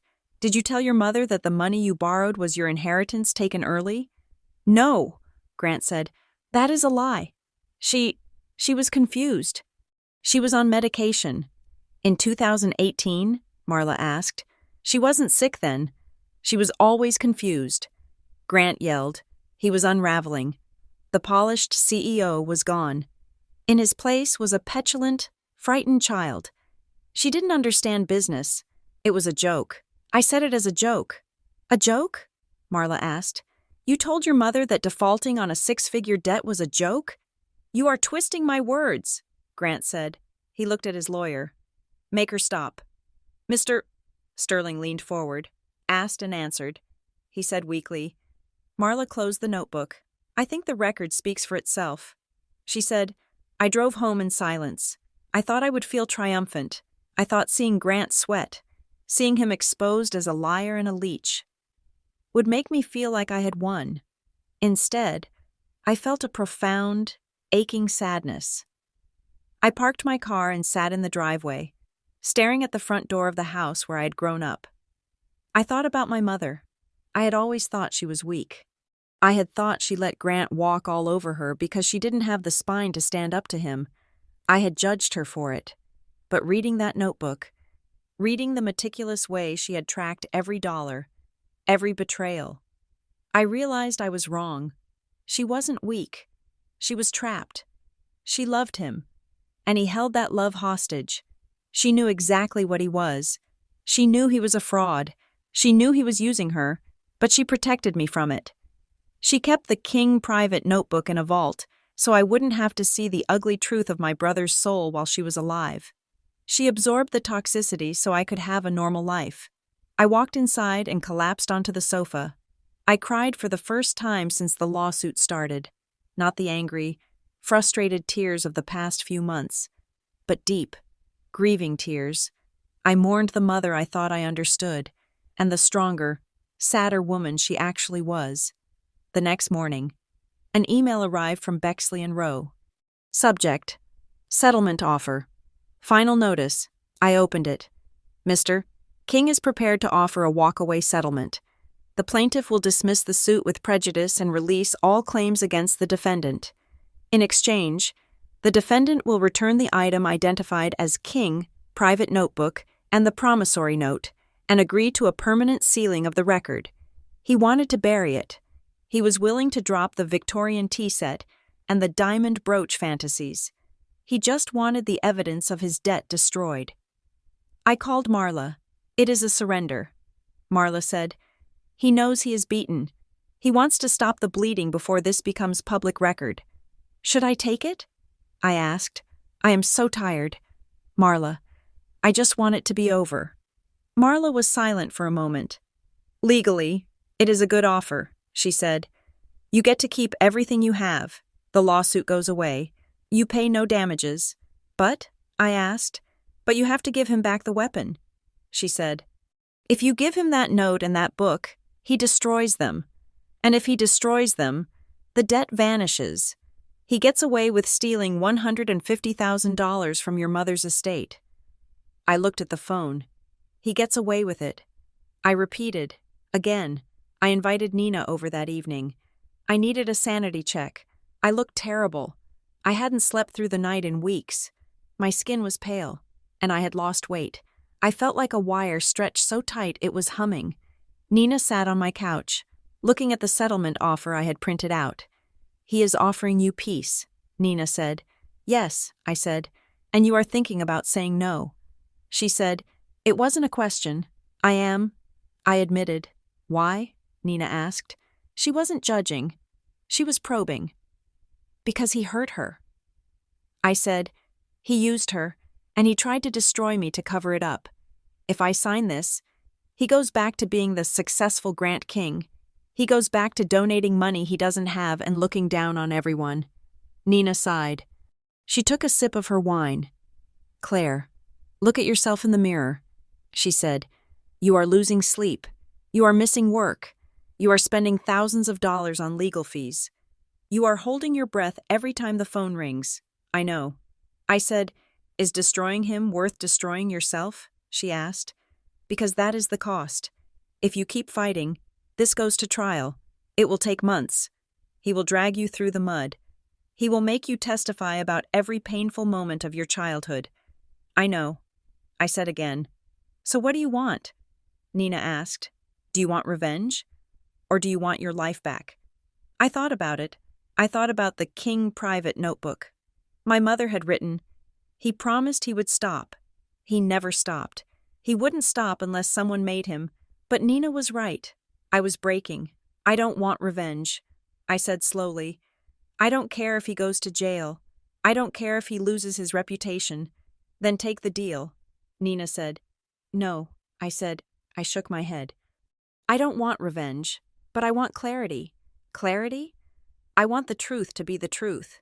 I said, "If I give him the notebook, the truth disappears. It becomes a rumor. I want it to be a fact. I want legal protection. I want to make sure he can never, ever sue me again." I picked up the settlement offer and tore it in half. "I am not giving him the notebook." I said, "That notebook is the only reason he is offering to settle. It is leverage." Marla said, "It is leverage." "So what are you going to do?" Nina asked. "I'm going to use it." I said, "I called Marla the next morning. Reject the offer." I said, "Are you sure?" Marla asked. "I am sure. I am not handing over the evidence." "And Marla?" "Yes?" "I want to file a motion." "What kind of motion?" "I want to file for discovery abuse and potential fraud." I said, "He sued me for a list of items that don't exist. He filed a false inventory. He tried to hide the safe deposit box. I want the court to force him to prove ownership." Marla was silent. I could hear her typing. "You want to reverse the burden of proof," she said. "You want him to prove he owns the things he is asking for." "Exactly." I said, "He wants the Victorian tea set? Make him show a receipt. He wants the diamond brooch? Make him show a photo. Item by item. That is aggressive," Marla said, "and the judge will love it. She is furious about the redaction stunt. If we file this, we are accusing him of perjury." "Do it," I said. We filed the motion that afternoon. Defendant's motion for sanctions and request for evidentiary hearing on inventory verification. The language was blistering. We detailed the non-existent items. We detailed the forged inventory notes. We attached the King private notebook entry about the false claims.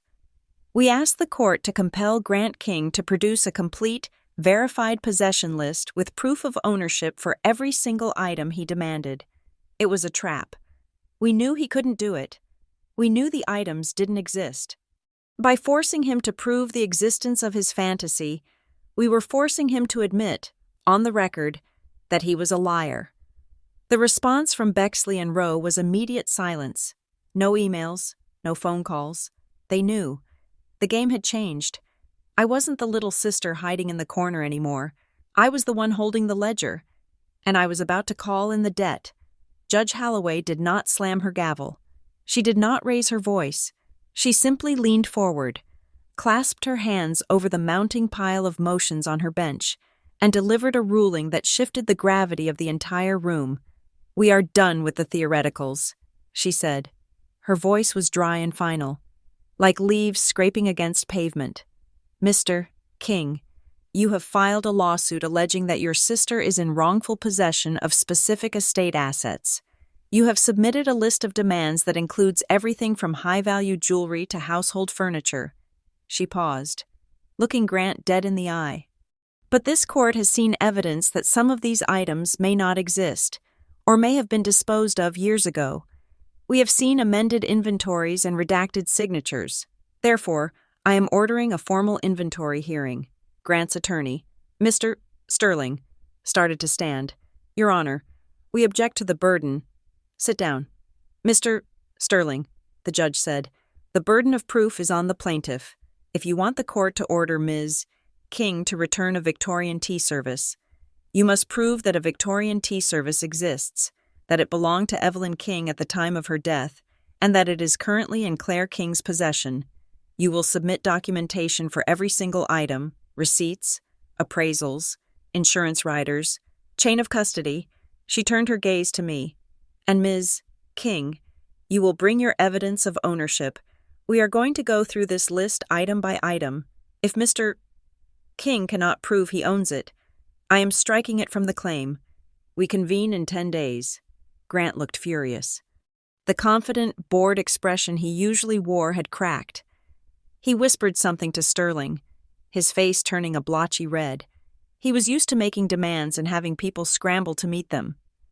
He wasn't used to being asked for receipts. The next 10 days were a blur of caffeine and paper cuts. Marla and I turned her conference room into a war room. We had 3 whiteboards covered in sticky notes, mapping out the reality of my mother's life versus the fantasy Grant was trying to sell. It was tedious, unglamorous work. It was searching through 10-year-old bank statements to find a $30 charge for a toaster.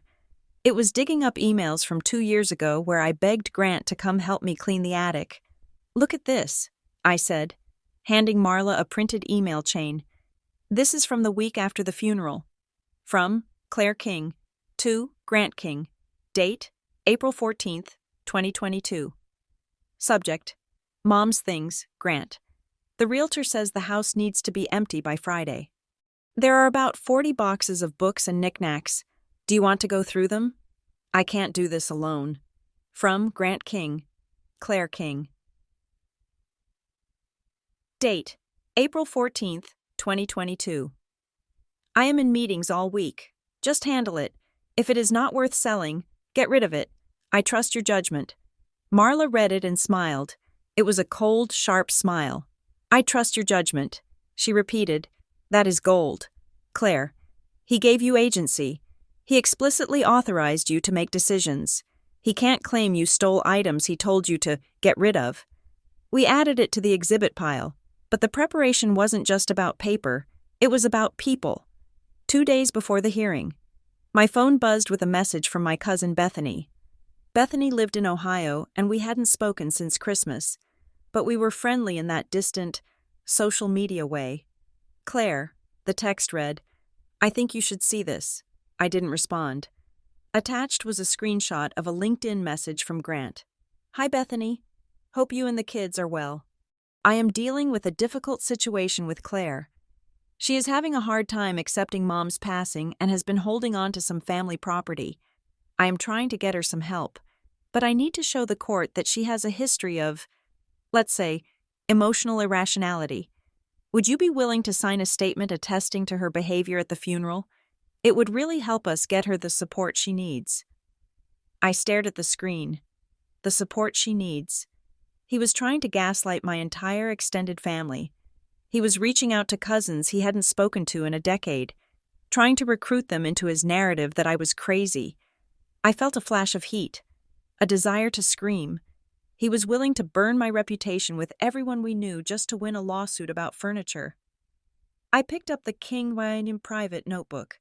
It was sitting on the table, heavy with secrets. I could end this. I thought, I could take a picture of the page where Mom wrote about bailing him out of jail for the DUI. I could take a picture of the promissory note he defaulted on. I could post it on Facebook. I could send it to the local newspaper. Local developer cheats. Widowed mother out of retirement savings. It would destroy him. The investors he was trying to impress would flee. His social standing in Harborside would evaporate. My thumb hovered over the camera app. It would be so easy. It would feel so good. For about 5 minutes. Then I looked at the email from Bethany. She had sent it to me. She hadn't signed his statement. She had chosen loyalty to the truth over his charm. If I leaked this, I became the crazy sister he was describing. I became the vindictive, unstable woman waging a public war. No, I said aloud. I put the phone down. I wasn't going to fight him in the gutter. I was going to fight him in Judge Holloway's courtroom, where the stenographer would type every word, and the record would be permanent. I forwarded the screenshot to Marla. Add this to the character evidence. I typed, he has witnessed tampering, the morning of the inventory hearing. The air in the courtroom was different. It wasn't the bored procedural atmosphere of the early days. It was sharp and electric. The gallery had a few people in it, mostly retirees who treated court cases like daytime television. But I also saw Mrs. Gable, the piano teacher, sitting in the back row. Grant's PR campaign had backfired. People were curious now. Grant sat at his table, looking aggressively relaxed. He whispered to Sterling, laughing at something, but his eyes were darting around the room, scanning the exits. Ms. Jensen, call your first witness, the judge said. We called Darren Holt. Marla said. Grant stopped laughing. He frowned. He leaned over to Sterling. Who is Darren Holt? I could see him mouth the words. A man in a windbreaker and khaki pants walked through the double doors. He looked like exactly what he was. The manager of a storage facility who spent his days organizing keys and chasing late payments. He took the stand. He swore to tell the truth. Mr. Holt, Marla began. What is your occupation? I manage Harborside Secure Storage out on Route 9. He said, and do you recognize the plaintiff, Mr. Grant King? I do, Holt said. He pointed a thick finger at Grant. He rents Unit B14. Grant stared at him. I could see the gears turning in his head. Trying to place the man, Grant probably never looked the service staff in the eye. Mr. Holt, Marla said, did you have a conversation with Mr. King regarding Unit B14 on or around January of this year? I did, Holt said. He came into the office. He seemed agitated. What did he ask you to do? He asked if he could change the name on the rental agreement.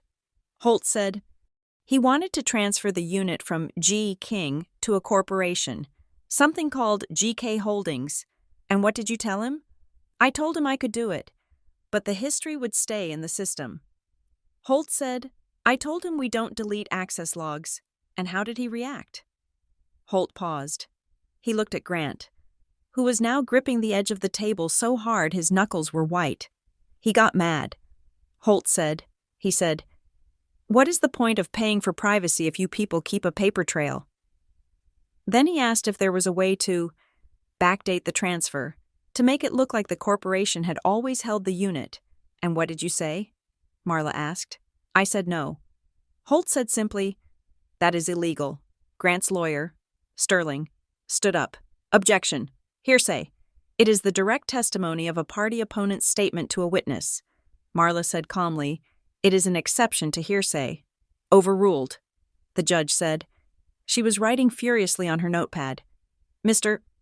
Holt, Marla asked. Why is this significant to you? Because 2 weeks later, I got a subpoena from your office asking for records on Grant King, Holt said, and I realized why he wanted to change the name. He was trying to hide the unit before you guys found it. Thank you. Mr. Holt? Grant looked sick. The successful businessman mask was slipping. He wasn't a titan of industry. He was a guy trying to bribe a storage manager to hide his mother's stolen furniture. Then it was Grant's turn. Marla called him to the stand for cross-examination on the inventory list. Mr. King, Marla said, standing at the podium. She didn't hold any papers. She just looked at him. Let us discuss item number 45, the vintage Leica camera collection. You are demanding Mr. King return this collection to the estate. Yes, Grant said. His voice was tight. My father collected cameras. They were in the study. Do you have an appraisal for them? No, but I know they were there. Mr. King, Marla said. She picked up a piece of paper from our table. I have here a receipt from Harborside Pawn and Gold, dated November 2009. It lists the sale of 3 Leica cameras. It is signed by Grant King. Grant froze. Do you recognize this signature? Marla asked. I might have sold a few. Grant stammered. But there were more. There were only 3 listed on your father's original estate inventory. Marla said, You sold them 15 years ago.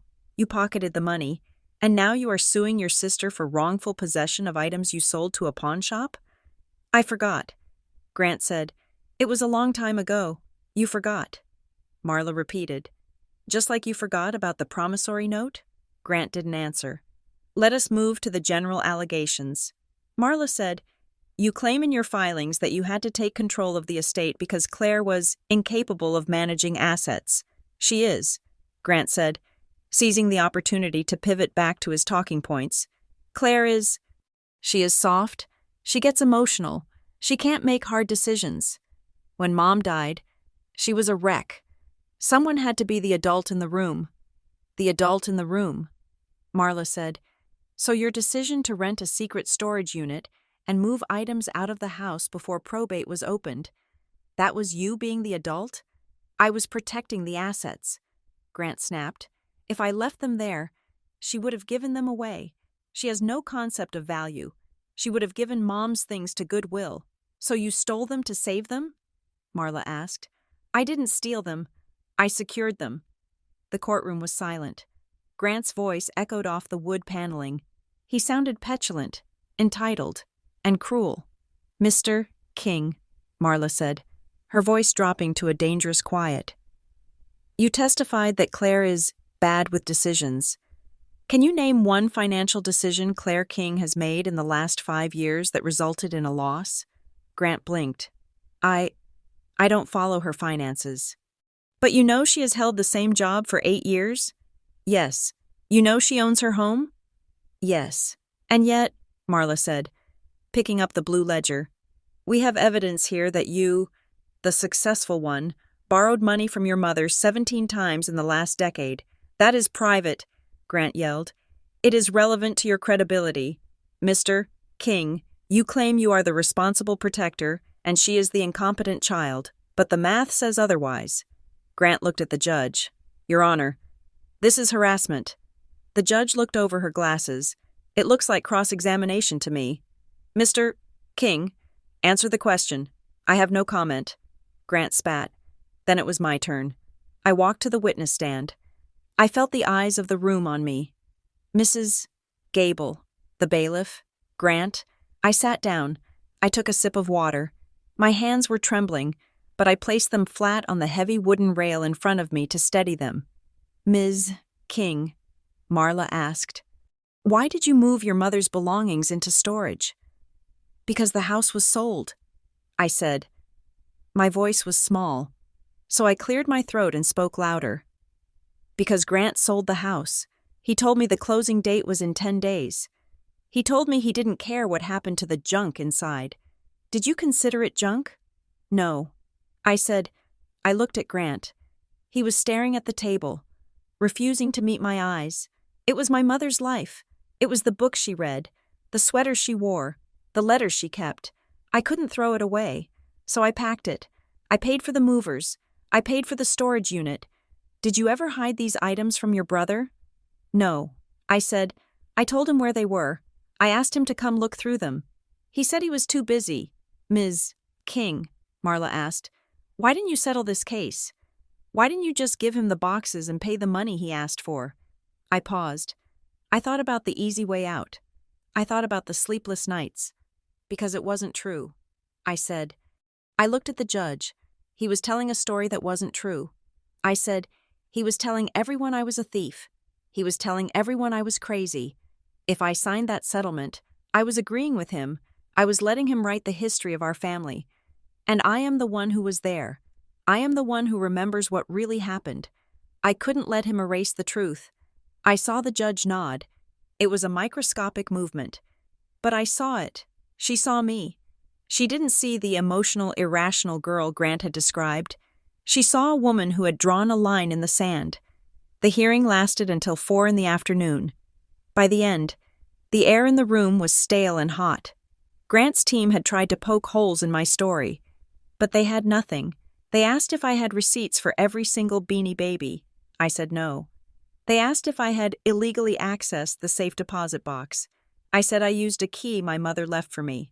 When the last witness stepped down, the judge shuffled her papers.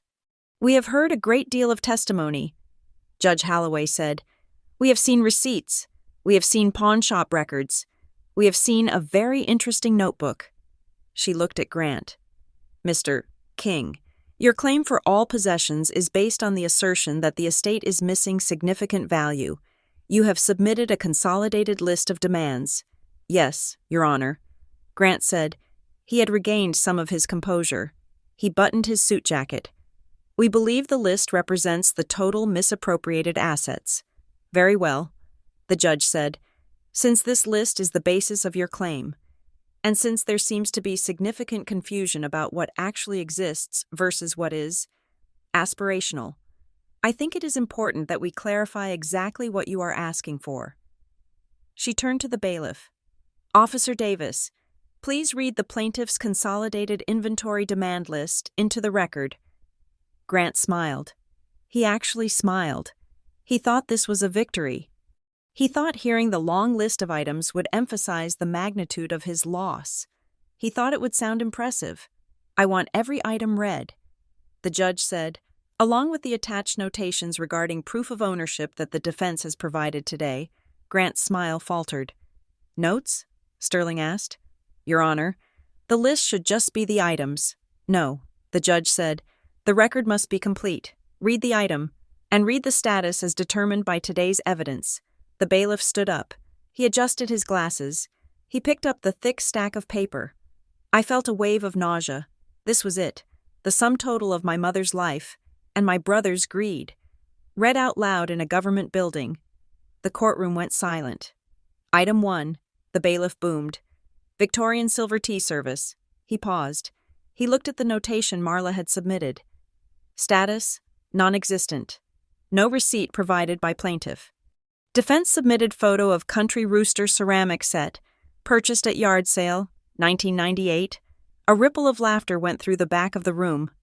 Grant stiffened. "Item 2, the bailiff read, diamond and sapphire brooch, circa 1920. Status, non-existent. Defense submitted insurance rider showing item was sold in 2005. Item 3, mahogany dining set. Status, purchase receipt submitted by Claire King. Dated 2021. Property of defendant." Grant turned to Sterling. "Stop this," he whispered. Sterling stood up. "Your Honor, we stipulate to the list. We can waive the reading." "Denied," the judge said. "You sued for these items. Mr. Sterling, you insisted they were stolen. The court wants to know what was stolen." "Continue." "Officer Davis, item 4. The bailiff read, item 5, item 6. It went on. It was a drumbeat of humiliation. Every item Grant had invented was debunked.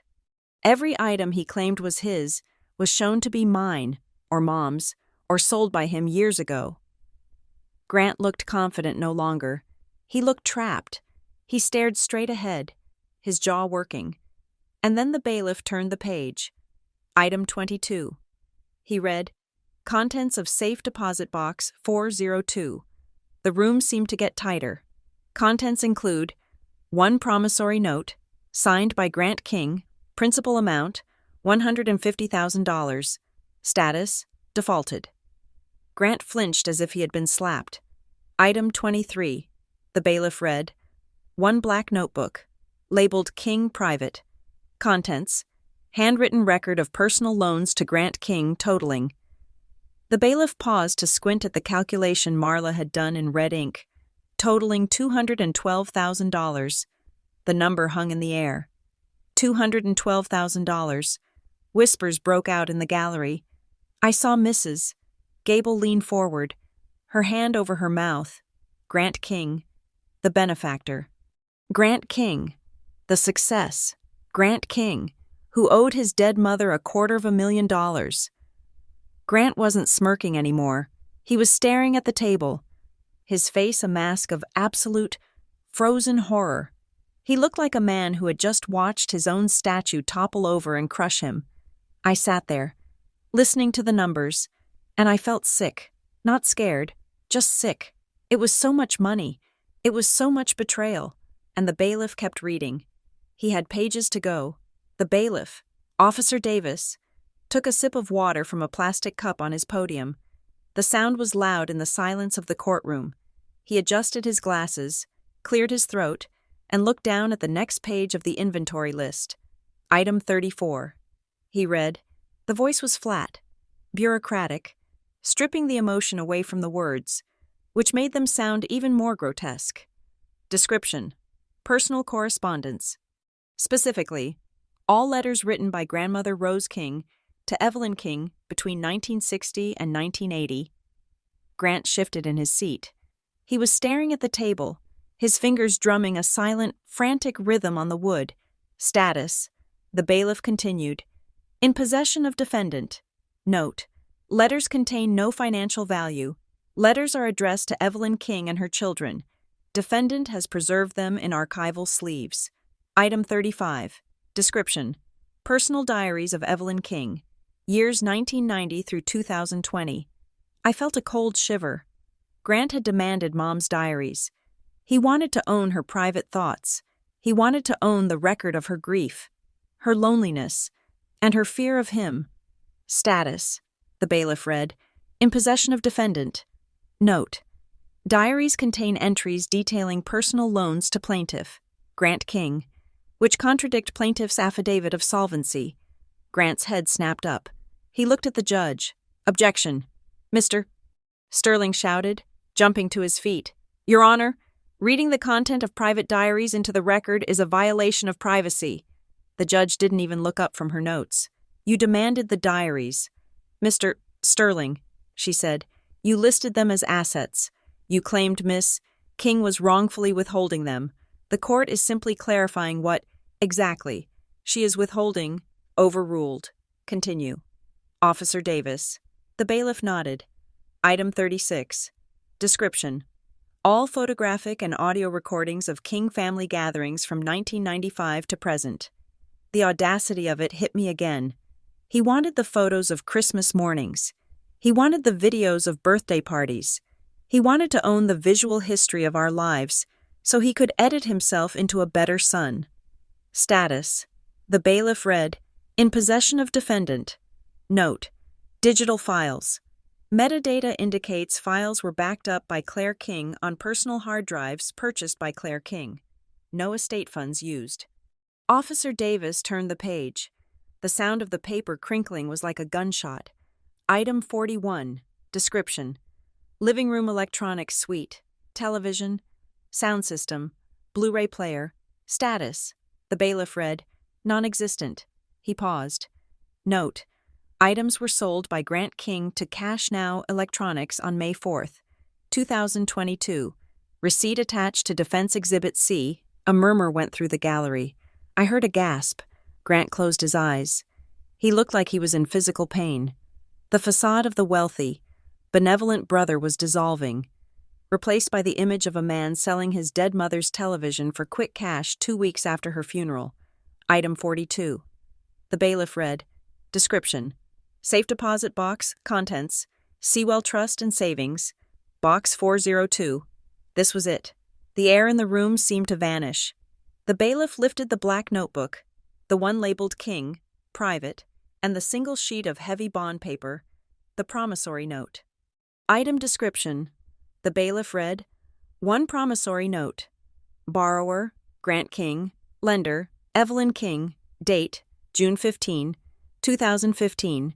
Principal amount, $150,000. He looked at the document. Terms: repayment in full by June 15, 2017. Interest rate 4%.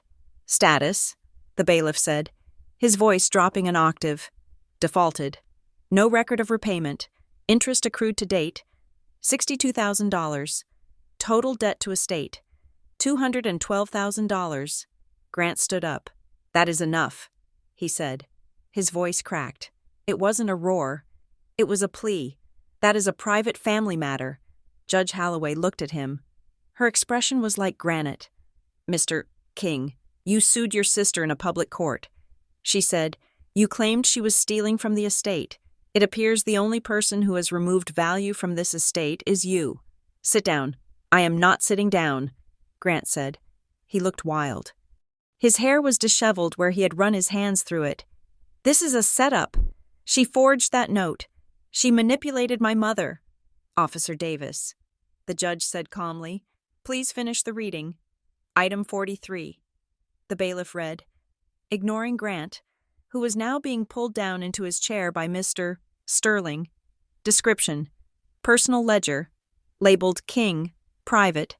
Contents: handwritten log of cash disbursements to Grant King. The bailiff started reading the entries. January 12, 2018, $5,000. Reason: bridge loan. March 20, 2018, $2,000. Reason: car repair. June 4, 2018, $12,000. Reason: investors backed out. August 10, 2019. The list went on. It was a litany of failures. Every time Grant had stumbled, Mom had caught him, and every time she caught him, he had despised her for it. The courtroom listened in stunned silence. The well-off Grant King, the man who drove the luxury SUV and donated to the youth center, was being revealed as a man who had borrowed $2,000 from his mother to fix his car. Grant wasn't fighting anymore. He was slumped in his chair, staring at the table. He looked small. He looked like the boy who used to hide behind the sofa when Dad came home angry. But there was no sofa here. There was nowhere to hide. The bailiff finished reading. "End of list," he said. He closed the folder. Judge Holloway let the silence hang in the air for a long moment. It was a heavy, suffocating silence. "Ms. Jensen," the judge said, "do you have a closing statement?" Marla stood up. She walked to the center of the room. She didn't look at the judge. She looked at Grant. "Your Honor," she began. Her voice was low, compassionate, but unyielding. "We have spent the last 5 months arguing about teacups and furniture. We have spent thousands of dollars on filings and discovery to determine the location of items that, in many cases, had a value of less than $50. She turned to face the bench, but this case was never about possessions. She said, "Mr. King did not sue his sister because he wanted a ceramic rooster or a stack of old letters. He sued her because he was afraid." Marla gestured to the black notebook sitting on the evidence table. "He knew this notebook existed." She said, "He knew the promissory note existed. He knew that his entire public persona, the successful developer, the wealthy philanthropist, was built on a foundation of debt and lies. He knew that if the estate was probated honestly, his debt would be called in. He would be bankrupt."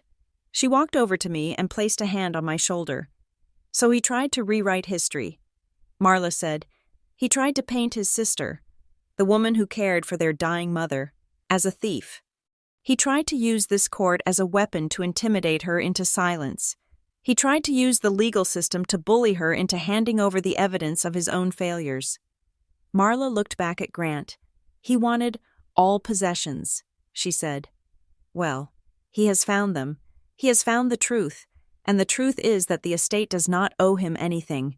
He owes the estate, he owes his sister, and he owes the memory of his mother an apology he can never deliver. We ask that the claim be dismissed." Marla said, "And we ask for costs." She sat down. "Mr. Sterling stood up. He looked tired. He looked like a man who realized his retainer wasn't large enough for this disaster. "Your Honor," he said, "Mr. King. Mr. King was acting under the belief that he was the rightful executor. Families are complicated. Memories are fallible. We ask that the court seal the financial records discussed today. The publication of these private debts would cause irreparable harm to Mr. King's business reputation." Judge Holloway adjusted her glasses. She looked at Grant. "Mr. King's business reputation is not the concern of this court," she said. "The transparency of these proceedings is—" She opened the file in front of her. "Here is my ruling." I held my breath. I gripped Marla's hand under the table. First, the judge said, the plaintiff's demand for the surrender of all assets and personal items is denied in its entirety. The court finds that Claire King is the lawful owner of the items currently in her possession, either through direct purchase or through the inter vivos gift of her mother. I let out a breath I felt like I had been holding for 6 months. Second, the judge continued, regarding the items listed as missing or stolen by the plaintiff, the court finds no credible evidence that the defendant ever possessed these items. In fact, the evidence suggests the plaintiff himself liquidated many of these assets prior to the estate being opened. Grant flinched. Third, the judge said, regarding the promissory note and the debt totaling $212,000, she paused. The court recognizes this debt as a valid asset of the estate of Evelyn King. Since the plaintiff has defaulted on this debt, the amount is due immediately. However, since the plaintiff is also a beneficiary of the estate, this creates a conflict. She looked at Marla. I am ordering that an independent third-party administrator be appointed to oversee the final closing of the estate. This administrator will have the authority to collect the debt from Mr. King to satisfy any outstanding estate liabilities or taxes. Grant's face went gray. She was sending a stranger to collect the money. And finally, the judge said, her voice went hard. During these proceedings, several discrepancies have come to light. We have seen an amended inventory filed by the plaintiff that appears to omit significant assets. We have seen a safe deposit box access log that contradicts sworn testimony. We have heard testimony regarding the attempted backdating of a storage unit contract. She looked at Grant with a look of pure disappointment. This court does not look kindly on fraud. Mr. King, Grant looked up, his eyes wide. I am referring the record of this hearing, specifically the transcripts regarding the inventory filings and the promissory note, to the district attorney's office for review. The judge said, they can determine if perjury or fraud charges are warranted. The words hung in the air. District attorney, perjury, fraud. Grant's mouth opened, but no sound came out. Mr. Sterling jumped up. Your Honor, we request an immediate recess. We need to confer with our client regarding potential criminal exposure. The judge banged her gavel. Hearing adjourned, she said. The sound of the gavel was the best sound I had ever heard. It was the sound of a wall falling down. The courtroom dissolved into chaos. Grant's team was surrounding him, whispering furiously, packing up papers as if the building were on fire. Grant wasn't moving. He was staring at the space where the judge had been, his eyes unfocused. Marla turned to me. She didn't smile. She just nodded. It is over, she said. Is it? I asked. The referral to the district attorney. That is out of our hands, Marla said. That is between him and the state now. You are done, Claire. You kept your house. You kept your memories. You kept your dignity. I stood up. My legs felt heavy, like I had just run a marathon. I gathered my purse. I gathered the photos of Mom I had brought as evidence. I walked out of the courtroom. The hallway was cool and quiet, a stark contrast to the stifling heat inside. I walked toward the exit, my heels clicking on the marble floor. I expected to feel joy. I expected to feel like jumping in the air, but I just felt numb. I felt a profound, hollowing exhaustion. I had won, but look at what I had lost. I had lost the last illusion of having a brother. I had lost the ability to remember my family without seeing the courtroom. I had seen the ugly, raw underbelly of greed, and it had left a stain on me. Claire, the voice was low. I stopped. I turned around. Grant was standing there. Mr. Sterling was further down the hall, arguing on his cell phone. Grant was alone. He looked wrecked. His tie was loosened. His eyes were red-rimmed. The swagger was gone. But something else had replaced it. Something darker. He walked toward me. He didn't get too close, but close enough that I could smell the sweat and the expensive cologne. Are you happy? He asked. His voice was a rasp. No, I said honestly. I am not happy. Grant, I am sad. I am sad that it had to be this way. You did this, he said. You couldn't just let it go. You couldn't just give me the boxes. You sued me. Grant, I said, you served me with papers. You tried to ruin me. I was trying to survive, he hissed. The intensity in his voice made me take a step back. You don't get it, do you? You think this is just about credit cards and a few bad loans? What are you talking about? I asked. The notebook, he said. He looked around the empty hallway. The names in there, the people I borrowed from to pay Mom back those first few times. They aren't like Mom. Claire, they don't write notes in diaries. They break legs. I stared at him. A chill went down my spine that had nothing to do with the air conditioning. You borrowed money from loan sharks? I whispered. I borrowed from everyone, Grant said. His hands were shaking. I built everything on leverage. I needed the estate to clear the books. I needed that judgment to show I had assets coming. He took a step closer. His eyes were wild, pleading and threatening all at once. You have no idea what you just did, he said. You think you just won a lawsuit? You just knocked down the only wall keeping the wolves away. The district attorney is the least of my problems now. When this hits the news, when they find out I am broke. He stopped. He looked at me with a terrifying clarity. You didn't just expose me. Claire, you buried me. He stared at me for one more second, and I saw the terror in his eyes. It was a bottomless, black fear. Then he turned and walked away. He walked toward the exit, his shoulders hunched, a man walking toward a firing squad. I stood there in the hallway. The numbness was gone, replaced by a cold, sharp realization. The lawsuit was over. But the story, the real story of who Grant King was and what he had done, was just beginning. I turned and walked out the doors into the bright, blinding sunlight of Harborside. I took a deep breath. The air smelled of salt and rain. I was free.